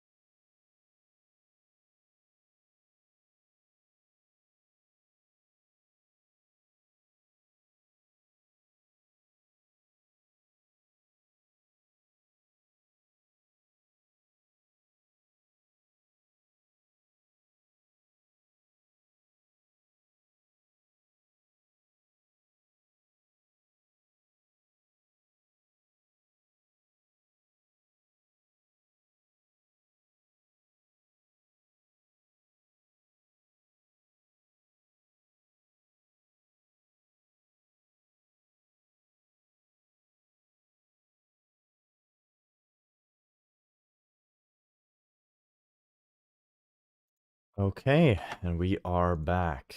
So it's time for the last hour. Let's do some reading. Let's see here. You know what? Let's go back to the classic. Nice fireplace.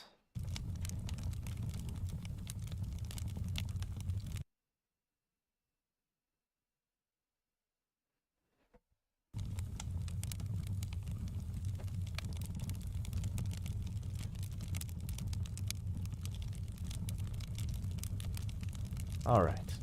So, we are continuing with our book, Mastery by Robert Greene. Last where we left off, he talked about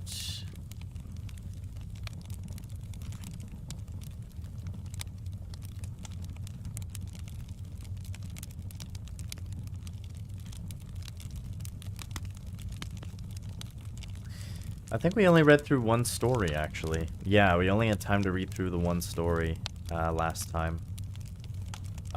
So we talked about... the author talked about Napoleon and how he found the Rosetta Stone.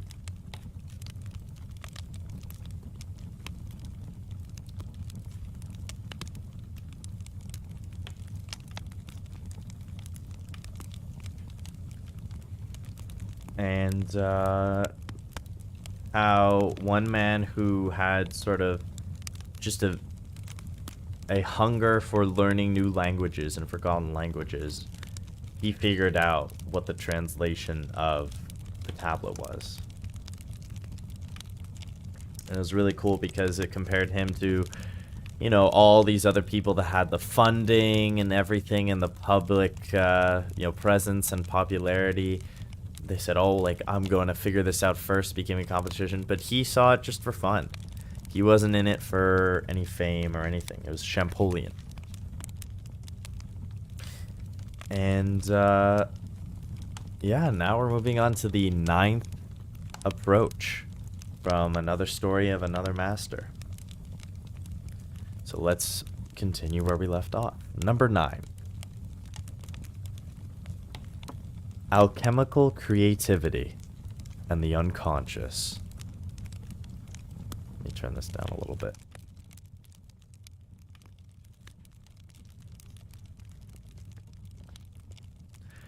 The artist Teresita Fernandez, born 1968, has long been fascinated by alchemy, an early form of science whose goal was to transform base materials into gold. For more on Fernandez, see pages 152 to 55, which we read about. Alchemists believed that nature itself operates through the constant interaction of opposites, earth and fire, sun and moon, male and female, dark and light. By somehow reconciling these opposites, the alchemist believed he could discover the deepest secrets of nature, gain the power to create something out of nothing, and turn dust into gold. To Fernandez, the art of alchemy resembles in many ways the artistic and creative process itself. First, a thought or idea stirs in the mind of the artist. Slowly, he or she transforms the idea into a material work of art, which creates a third element, a response in the viewer, an emotion of some sort that the artist wishes to provoke. This is a magical process, the equivalent of creating something out of nothing. A kind of transmutation of dirt into gold. In this case, the artist's idea becoming realized and leading to the stirring of powerful emotions in the spectator.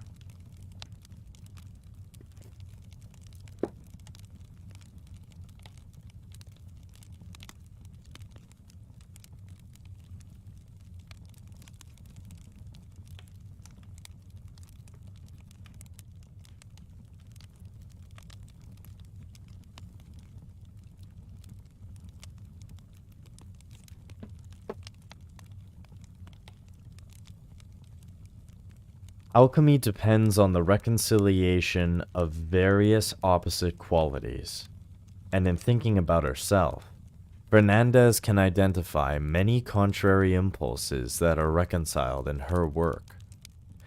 She is personally drawn to minimalism, a form of expression that communicates through the most minimal amount of material. She likes the discipline and rigor this paring down of materials imposes on her thinking process. At the same time, she has a streak of romanticism and an interest in work that produces strong emotional reactions in viewers. In her work, she likes to mix the sensual with the austere. She has noticed that expressing this and other tensions within herself gives her work a particularly disorienting and dreamlike effect upon viewers. Since childhood, Fernandez has always had a peculiar sense of scale. She would find it odd and disturbing that a relatively small space or room could evoke a much larger and even a vast space by its layout or the arrangement of windows. Children are generally obsessed with scale, playing with miniaturized versions of the adult world, yet feeling as if these miniatures represent real objects that are much larger. We generally lose this interest as we get older, but in Fernandez's piece Eruption 2005, she brings us back to an awareness of the potentially disturbing emotions that can be evoked by playing with our sense of scale. The piece is a relatively small floor sculpture in the shape of a blob that represents an artist's palette. It consists of thousands of clear glass beads layered on the surface. Below the beads lies an enlarged image of an abstract painting, which makes the beads reflect various colors, giving the piece the distinctive look of the mouth of a bubbling volcano. We cannot see the underlying image, and we are not aware that the beads themselves are clear. Our eye is simply drawn into the effect, as we imagine much more than is actually there. In the smallest of spaces, she has thus created a feeling of a deep and vast landscape. We know it is an illusion, but are moved by the sensations and tensions that the piece creates. In making work for an outdoor public space, artists generally go in one of two directions, creating something that blends into the landscape in an interesting way, or instead making something that stands out from the surroundings and calls attention to itself. In creating her piece Seattle Cloud Cover 2006 at the Olympic Sculpture Park in Seattle, Washington, Fernandez navigated a space between these two opposite approaches. Along the length of an outdoor pedestrian bridge spanning railroad tracks, she placed large colored glass panes laminated with photographic images of clouds.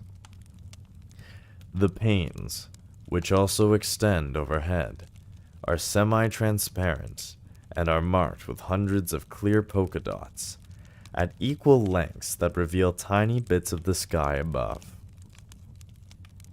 As people walk along the bridge, excuse me.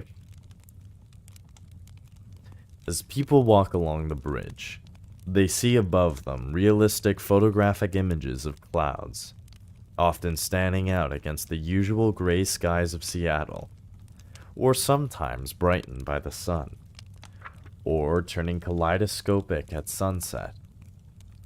Moving over the bridge, the alternation between real and unreal makes it hard for us to distinguish between the two, a surreal effect that causes powerful feelings of disorientation in the viewer. Perhaps the ultimate expression of Fernandez's alchemy can be experienced in her piece, Stacked Waters, 2009, at the Blanton Museum of Art in Austin, Texas. For this commission, she was confronted with the challenge of creating a striking piece for the vast open space of the museum's multi-layered atrium, an entryway to the rest of the museum. The atrium is generally bathed in bright light from the large skylights on the ceiling. Instead of struggling to create a sculpture for such a place, Fernandez attempted to invert our whole experience of art. When people enter a museum or gallery space, it is most often with a sense of distance and coldness. They stand back and view something for a few moments, and then move on. Aiming for a more visceral contact with the viewer than a traditional sculpture could provide, she decided to use the cold white walls of the atrium and its constant flow of patrons as the basis for her alchemical experiment. She covered the walls with bands of thousands of highly reflective acrylic strips, saturated in swirls of color from shades of blue to white. The overall effect from standing in the atrium is that of being immersed in an enormous pool of blue water that shimmers from the sunlight above. As people ascend the stairs, they can see in the acrylic strips their own reflections, which are oddly distorted, similar to the effect of seeing things through water. Viewing the strips from up close, it is clear that it is all an illusion, created by the most minimal amount of material, and yet the feel of water, the sense of being immersed, remains palpable and strange. The spectators thus become actual parts of the artwork itself, with their own reflections helping to create the illusion. The experience of moving through this dreamlike space makes us conscious once more of the tensions between art and nature. Illusion and reality, coldness and warmth, wet and dry, and provokes a powerful intellectual and emotional response.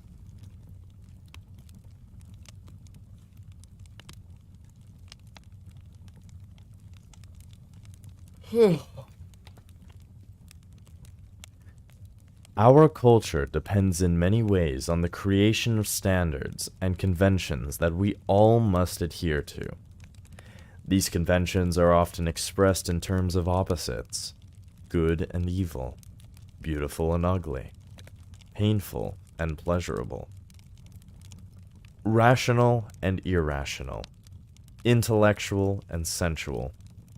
Believing in these opposites gives our world a sense of cohesion and comfort.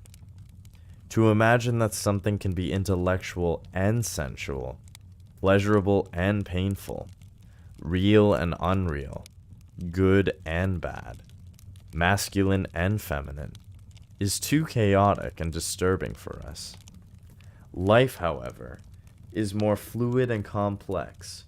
Our desires and experiences do not fit neatly into these tidy categories.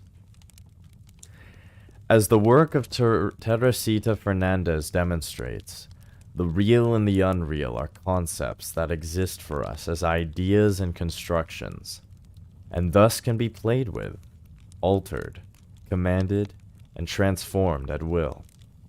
Those who think in dualities, believing that there is such a thing as real and such a thing as unreal, and that they are distinct entities that can never become blended into a third alchemical element, are creatively limited.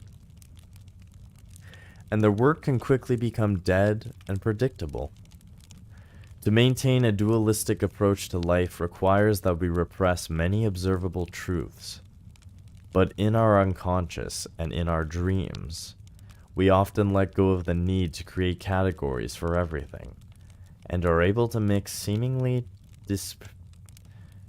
disparate and contradictory ideas and feelings together with ease.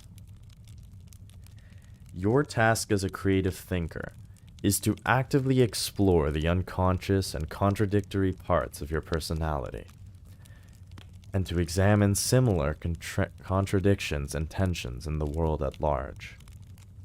Expressing these tensions within your work in any medium will create a powerful effect on others, making them sense unconscious truths or feelings that have been obscured or repressed. You look at society at large and the various contradictions that are rampant. For instance, the way in which a culture that espouses the ideal of free expression is charged with an oppressive code of political correctness that tamps free expression down.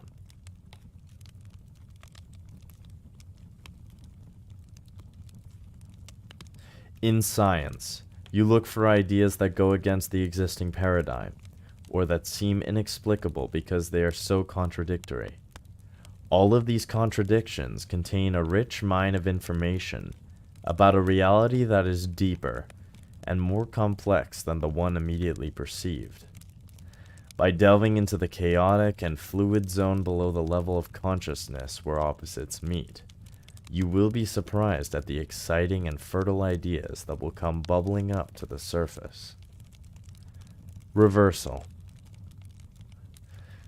So this is now a story or something that the author is going to tell that reverses everything he said. So this is for people that are saying, well, what if we don't want to follow that? What if none of these strategies are not what we're looking for? What if it's, somebody thinks differently than everything that's been said? Usually that's where the reversal comes in. In Western culture, a particular myth has evolved that drugs or madness can somehow lead to creative bursts of the highest order. How else to explain the work that John Coltrane did while hooked on heroin, or the great works of the playwright August Strindberg, who seemed clinically insane? Their work is so spontaneous and free, so far beyond the powers of the rational, conscious mind. This is a cliché, however, that is easily debunked. Coltrane himself admitted that he did his worst work during the few years he was addicted to heroin. It was destroying him and his creative powers. He kicked the habit in 1957 and never looked back. Biographers who later examined the letters and journals of Strindberg discovered a man who was quite histrionic in public, but who in private life was extremely disciplined. The effect of madness created in his plays is very consciously crafted. Understand, to create a meaningful work of art, or to make a discovery or invention, requires great discipline, self-control, and emotional stability. It requires mastering the forms of your field. Drugs and madness only destroy such powers. Do not fall for the romantic myths and cliches that abound in culture about creativity, offering us the excuse or panacea that such powers can come cheaply. When you look at the exceptionally creative work of masters, you must not ignore the years of practice, the endless routines, the hours of doubt, and the tenacious overcoming of obstacles these people endured. Creative energy is the fruit of such efforts and nothing else. Quote, "Our vanity, our passions, our spirit of imitation, our abstract intelligence, our habits have long been at work. And it is the task of art to undo this work of theirs, making us travel back in the direction from which we have come to the depths, where what has really existed lies unknown within us." Marcel Proust. That is the end of chapter 5. And we are now moving on to chapter 4. Or sorry, what am I saying? Chapter 4. Wow, I'm losing my mind. We're now moving on to chapter 6. Chapter 6. Fuse the intuitive with the rational. Mastery. All of us have access to a higher form of intelligence, one that can allow us to see more of the world, to anticipate trends, to respond with speed and accuracy to any circumstance. This intelligence is cultivated by deeply immersing ourselves in a field of study and staying true to our inclinations, no matter how unconventional our approach might seem to others. Through such intense immersion over many years, we come to internalize and gain an intuitive feel for the complicated components of our field. When we fuse this intuitive feel with rational processes, we expand our minds to the outer limits of our potential and are able to see into the secret core of life itself. We then come to have powers that approximate the instinctive force and speed of animals, but with the added reach that our human consciousness brings us. This power is what our brains were designed to attain, and we will be naturally led to this type of intelligence if we follow our inclinations to their ultimate ends.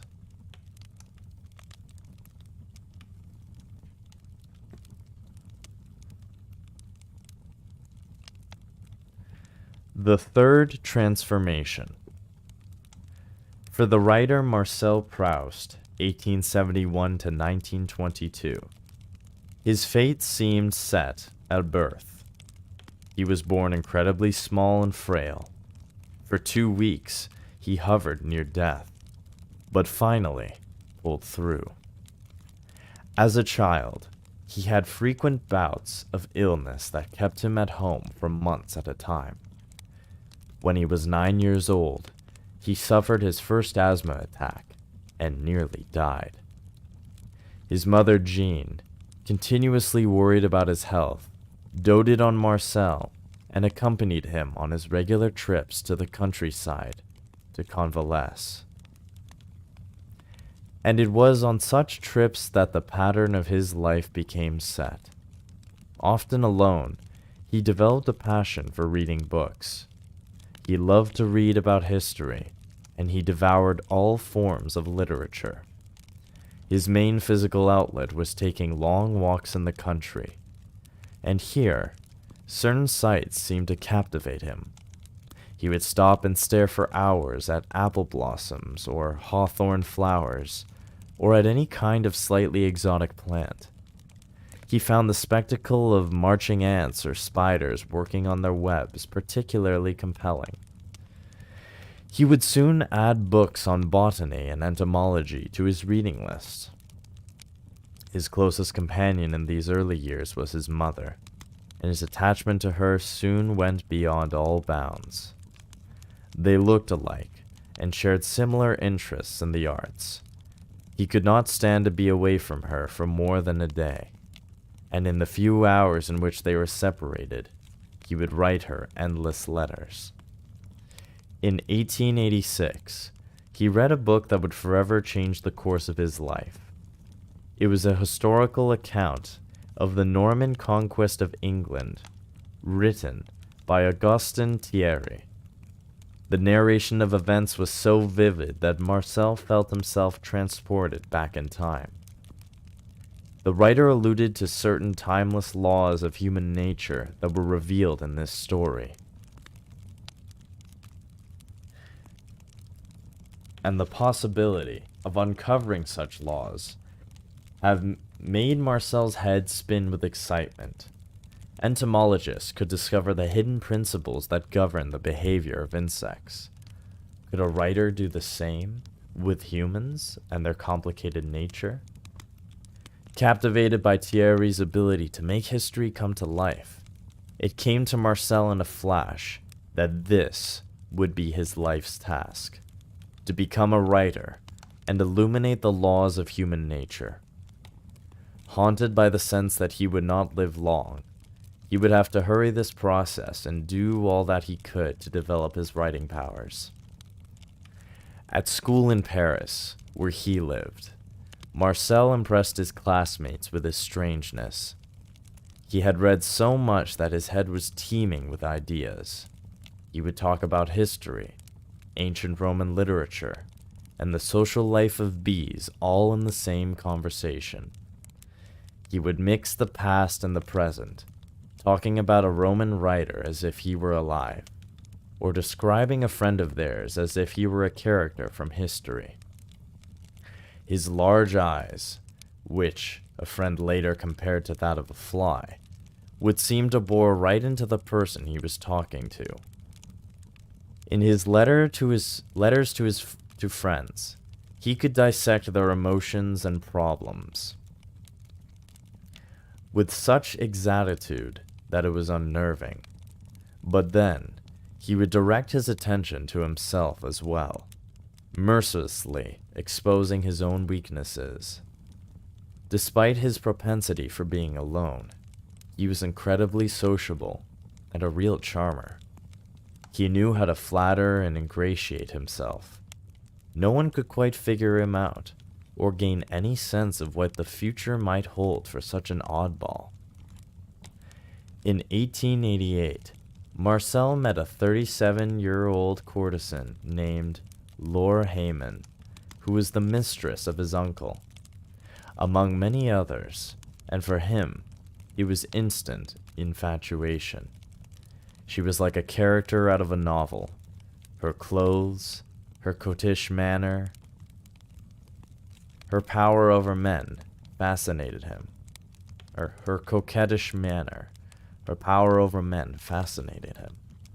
Charming her with his witty conversation and polite manners, they quickly became close friends. In France, there had been long been the tradition of salons, gatherings where people of like mind discussed literary and philosophical ideas. In most cases, women ran these various salons, and depending on the social status of the hostess, they could attract important artists, thinkers, and political figures. Laure had her own infamous salon, frequented by artists, bohemians, actors, and actresses. Soon, Marcel became a regular. He found the social life in these upper echelons of French society endlessly fascinating. It was a world full of subtle signs, an invitation to a ball, or the particular seating position at a dinner table would indicate the status of an individual, whether they were on the rise or the decline. Clothes and gestures and certain phrases of conversation would lead to endless critiques and judgments about people.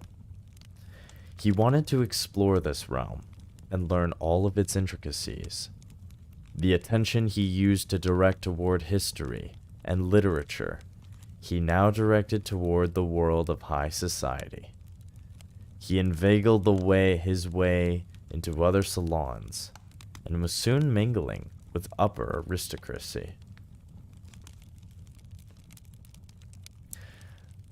Although he was determined to become a writer, Marcel had never been able to figure out what he wanted to write about, and this had troubled him to no end. Now, however, he had his answer.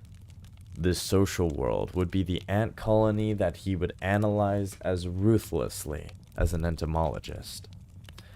For this purpose, he began to collect characters for novels. One such character was the Count Robert de Montesquieu, a poet, aesthete, and notorious decadent, who had a pronounced weakness for handsome young men. Another was Charles Haas, the epitome of high society chicness, and an expert art collector who couldn't help falling in love with lower-class women. He studied these characters, listened intently to their way of talking, followed their mannerisms, and in his notebooks, he would try to bring them to life in small literary sketches. In his writing, Marcel was a master mimic.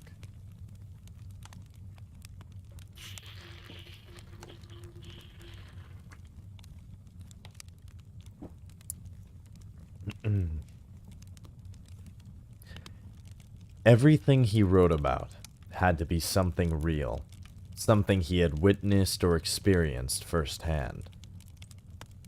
Otherwise, his writing came out lifeless. His own fear of intimate personal relationships, however, presented him with a problem. Attracted to both men and women, he tended to keep his distance when it came to any type of close physical and emotional relationship. This made it hard for him to write about romance and love from the inside. So he initiated a practice that served him well. If he were attracted to a particular woman, he would befriend her fiancé or boyfriend and, gaining his trust, would probe him for the most intimate details about the relationship. Since he was such an acute psychologist, he could give excellent advice. Later, in his own mind, he would completely reconstruct the affair, feeling as deeply as possible the ups and downs, the bouts of jealousy, as if it were all happening to him. He would do this with either gender. Marcel's father, a prominent doctor, began to despair for his son. Marcel would attend parties all night, return late in the morning, and sleep through the day. To fit in with high society, he was spending vast amounts of money. He seemed to have no discipline and no real career aspirations. With his health problems and his mother always spoiling him, his father feared Marcel would be a failure and a continuous burden. He tried to push him into a career. Marcel placated him as best he could. One day he told his father he would study law. The next day he talked of getting a job as a librarian. But in truth, he was banking everything on the publication of his first book, Pleasures and Days. It would be a collection of stories and sketches of the society he had infiltrated. Like Thierry with the Norman Conquest, he would make this world come to life. With the success of this book, he would win over his father and all the other doubters. To ensure its success and make it into more than a book, Pleasures and Days would feature the beautiful drawings of a high society lady he had befriended, and it would be printed on the finest paper. After numerous delays, the book was finally published in 1896. Although many of the reviews were positive, they kept referring to the writing as exquisite and delicate, implying a sort of superficiality to the work. More disturbing, the book hardly sold. Considering the printing costs, it was an enormous financial fiasco, and the public image of Marcel Proust became permanently cemented. He was an elegant dandy, a snob who wrote of the only world he knew, a young man who had no practical sense, a social butterfly who dabbled in literature. It was an embarrassment, and it demoralized him. The family pressures to finally choose a career now grew intense. Still confident in his skills, he decided the only answer was to write another novel, but one that would be the opposite of Pleasures and Days. It would be much longer and weightier than the first book. In it, he would mix childhood memories and recent social experiences. It would depict the lives of all classes of people, and an entire period in French history. It could not be seen as superficial. But as the novel became longer and longer, he could not figure out how to make it cohere into something logical, or even into something resembling a story. He found himself getting lost in the immensity of his ambition. And despite having written hundreds of pages, by the end of 1899, he gave up the project. He began to grow increasingly depressed and despondent. He was tired of the salons and mingling with the rich. He had no career, no position to rely upon. Nearing 30 years of age, he was still living at home, dependent on his parents for money. He felt constantly anxious about his health, certain he was doomed to die within a few years. He heard endless stories of his friends from school becoming prominent members of society, with growing families of their own. In comparison, he felt like a total failure. All that he had accomplished was a few articles in newspapers about high society, and a book that made him the laughingstock of Paris. The only thing he could rely on was the continued devotion of his mother. In the midst of his despair, he had an idea. For several years, he had been devouring the works of the English art critic and thinker John Ruskin. He would teach himself English and translate Ruskin's work into French. This would require years of scholarly research into the various topics Ruskin specialized in, such as Gothic architecture. It would consume much of his time, and he would have to put off any ideas of writing a novel. But it would show his parents that he was serious about making a living, and that he had chosen a career. Clinging to this as his last hope, he poured himself into his task. Excuse me. With all of his energy. After several years of intense labor, a few of his translations of Ruskin were published to great acclaim. His introductions and the essays that accompanied the translations finally erased the reputation of the idle dilettante that had haunted him since Pleasures and Days. He was seen as a serious scholar. Through his work, he had managed to own his own style of writing. Internalizing the work of Ruskin, he could now write essays that were thoughtful and precise. He had finally gained some discipline, something to build on. But in the midst of this modest success, his network of emotional support suddenly teetered, then vanished. In 1903, his father died. 2 years later, his mother, unable to get over the loss, passed away as well. They had hardly ever been apart from each other, and he had dreaded the moment of her death since childhood. He felt completely alone, and he feared that he had nothing left to live for. In the months to come, he slowly withdrew from society, and as he took stock of his life up to that point, he discerned a pattern that actually gave him the faintest amount of hope.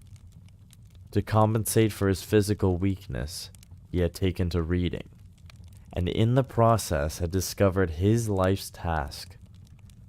Over the course of the last 20 years, he had accumulated a vast amount of knowledge about French society, an incredibly wide variety of real-life characters of all types and classes lived inside of his head. He had written thousands of pages, including the failed novel, short sketches for newspapers and various essays. Using Ruskin as a mentor, in translating his works, he had developed discipline and some organizing skills. He had long thought of life as an apprenticeship, in which we are all slowly instructed in the ways of the world. Some people learn to read the signs and heed the lessons from this apprenticeship, developing themselves in the process. Others do not. He had served an elaborate 20-year apprenticeship in writing and in human nature, and it had altered him deeply. Despite his ill health and his failures, he had never given up. This must mean something, perhaps a destiny of sorts. All of his failures had a purpose, he decided, if he knew how to exploit them. His time had not been wasted. What he needed to do was to put all of this knowledge to work. This meant returning to the novel that had continually eluded him. What it would be about, the plot, the narrator's voice, he still had no idea. The material was all there in his head. If in his loneliness he could not bring back his mother or his childhood or his youth, he would somehow recreate these things in their entirety, here in the study of his apartment, where he was now holed himself up. What mattered was to get to work. Something would come of it. In the fall of 1908, he purchased dozens of notebooks, the kind he used to use in school, and began to fill them with notes. He wrote essays on aesthetics, sketches of characters, childhood memories that he strained to recall. And as he went deep into this process, he felt a change within himself. Something clicked. He did not know where it came from, but a voice emerged, his own voice, which would be that of the narrator himself. The story would revolve around a young man who becomes too neurotically attached to his mother and cannot forge his own identity. He discovers that he wants to be a writer, but he cannot figure out what he should write about. As he grows up, he starts to explore the two social realms of Bohemia and landed aristocracy.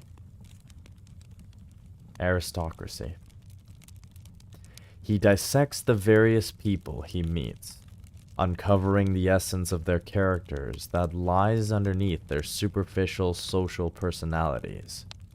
He has several failed love affairs in which he suffers the extremes of jealousy. After numerous adventures and a creeping sense of failure as he advances in life, at the very end of the novel, he discovers what he wants to write. It will be the book that we have just been reading. The novel would be called In Search of Lost Time, and in the end, it would recount much of Proust's own life, all of the various characters he knew disguised under different names. In the course of the narration, he would cover the entire history of France, from the moment he was born to the present, whatever the present was. It would be a portrait of society as a whole. He would be the entomologist uncovering the laws that governed the behavior of all the inhabitants of the anthill. His only concern now was his health. The task ahead of him was immense. Would he live long enough to complete it? Over the course of several years, he finished the first part of the book, known as Swan's Way. It was published in 1913, and the reviews were extremely positive. No one had ever read a novel quite like it. It seemed that Proust had created his own genre, part novel, part essay. But as he was making plans for the final half of the book, war broke out across Europe, and the publishing business essentially ground to a halt. Proust continued working on the novel unremittingly, but as he did so, something strange happened. The book kept expanding in size and scope, one volume after the next. His method of working was partially responsible for this increase. He had collected over the years thousands of bits of stories, characters, lessons on life, laws of psychology that he slowly pieced together in the novel. Like tiles of a mosaic, he could not foresee the end. And as the book grew in size, it suddenly assumed a different form, real life, and the novel became inextricably interwoven. When he needed a new character, a wealthy debutante for instance, he would hunt down her equivalent in society and get himself invited to balls and soirees where he could study her. Phrases she used would find their way into the book. One evening, he reserved several boxes at the theater for his friends. In these boxes, he gathered the real-life people upon whom he had based his characters. Later, they attended a dinner, and around the table he could observe, like a chemist, the various elements of his book. There before his eyes, none of them, of course, knew what was going on. Everything became material for him. Not only the past, but present events and encounters would suddenly suggest a new idea or direction. When he wished to write about the particular plants and flowers that had obsessed him as a boy, he would drive to the country and spend hours lost in observation, trying to get at the essence of their uniqueness and at what had fascinated him, so he could recreate the original sensation for the reader. Fictionalizing the Count de Montesquieu as a character named Charles, a notorious homosexual. He visited the most secretive male brothels in Paris that the Count was known to frequent. His book had to be as real as possible, including graphic sex scenes. For things he could not personally witness, he would pay others to supply him gossip, information, even do some spying. As the book grew in length and intensity, he had the sensation that this social realm he was depicting had come alive within him. And feeling it from the inside, it would flow out of him with increasing ease. He had a metaphor to explain the sensation, which he included in the novel. He was like a spider sitting on its web, feeling the slightest vibration, knowing it so deeply as the world he had created and mastered. After the war, Proust's book continued to be published, one volume after another. Critics were completely astounded at the depth and breadth of his work. He had created, or rather recreated, an entire world. But this was not simply a realistic novel, for much of the work included discourses on art, psychology, the secrets of memory, and the workings of the brain itself. Proust had delved so deeply into his own psychology that he had made discoveries about memory and the unconscious that seemed uncannily accurate. Going through volume after volume, readers would have the sensation that they were actually living and experiencing this world from within, the narrator's thoughts becoming one's own thoughts, the boundaries between narrator and reader disappearing. It was a magical effect. It felt like life itself.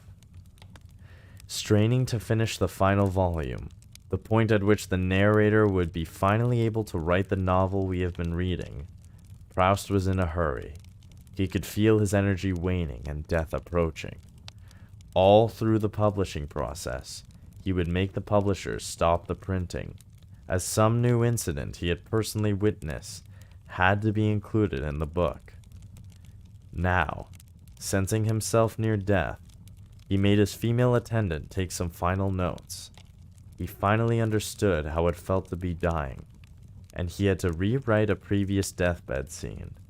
It was not psychologically real enough. He died 2 days later, never to see the full 7 volumes in print.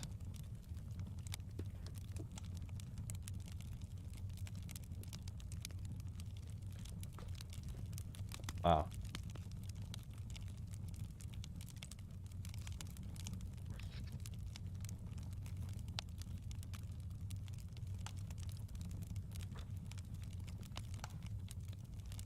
I will finish off by reading this quote. That is an incredible story. That is crazy. Wow. Guy was living a luxury, like the party life, going to all these parties all the time, and then hit rock bottom, and then hit actual rock bottom. Depressed, both of his parents dead, broke. But he still persevered despite all of that, and he found his way, which is crazy. It is crazy. We'll keep going just a little tiny bit. I'll read this quote, and then I think we'll end it there. Keys to Mastery. Quote, Cook Ting was cutting up an ox for Lord Wen Hui. Yeah. An ox for Lord Wen Hui. Or Hui. Yeah. Sorry, let's start that again. Quote. Cook Ting was cutting up an ox for Lord Wen Hui. Ah, this is marvelous, said Lord Wen Hui. Imagine skill reaching such heights. Cook Ting laid down his knife and replied, What I care about is the way, which goes beyond skill. When I first began cutting up oxen, all I could see was the ox itself. After 3 years, I no longer saw the whole ox. And now I go at it by spirit, and don't look with my eyes. Perception and understanding have come to a stop, and spirit moves where it wants. Chuang Tzu, ancient Chinese writer, 4th century BC. End quote. And I think that is where we will end reading for today.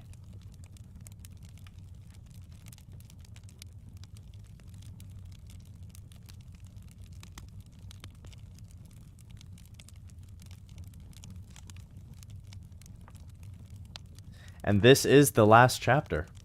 This is the last part of Mastery. So we are on the last chapter, guys. So I just want to say thank you very much to everybody that tuned in once again. I do really appreciate it. And I hope you all have a great rest of your day. And I will see you guys in the next stream tomorrow at 9 a.m. And be on the lookout for the 100 subscriber special coming out on Wednesday. So until then, take care.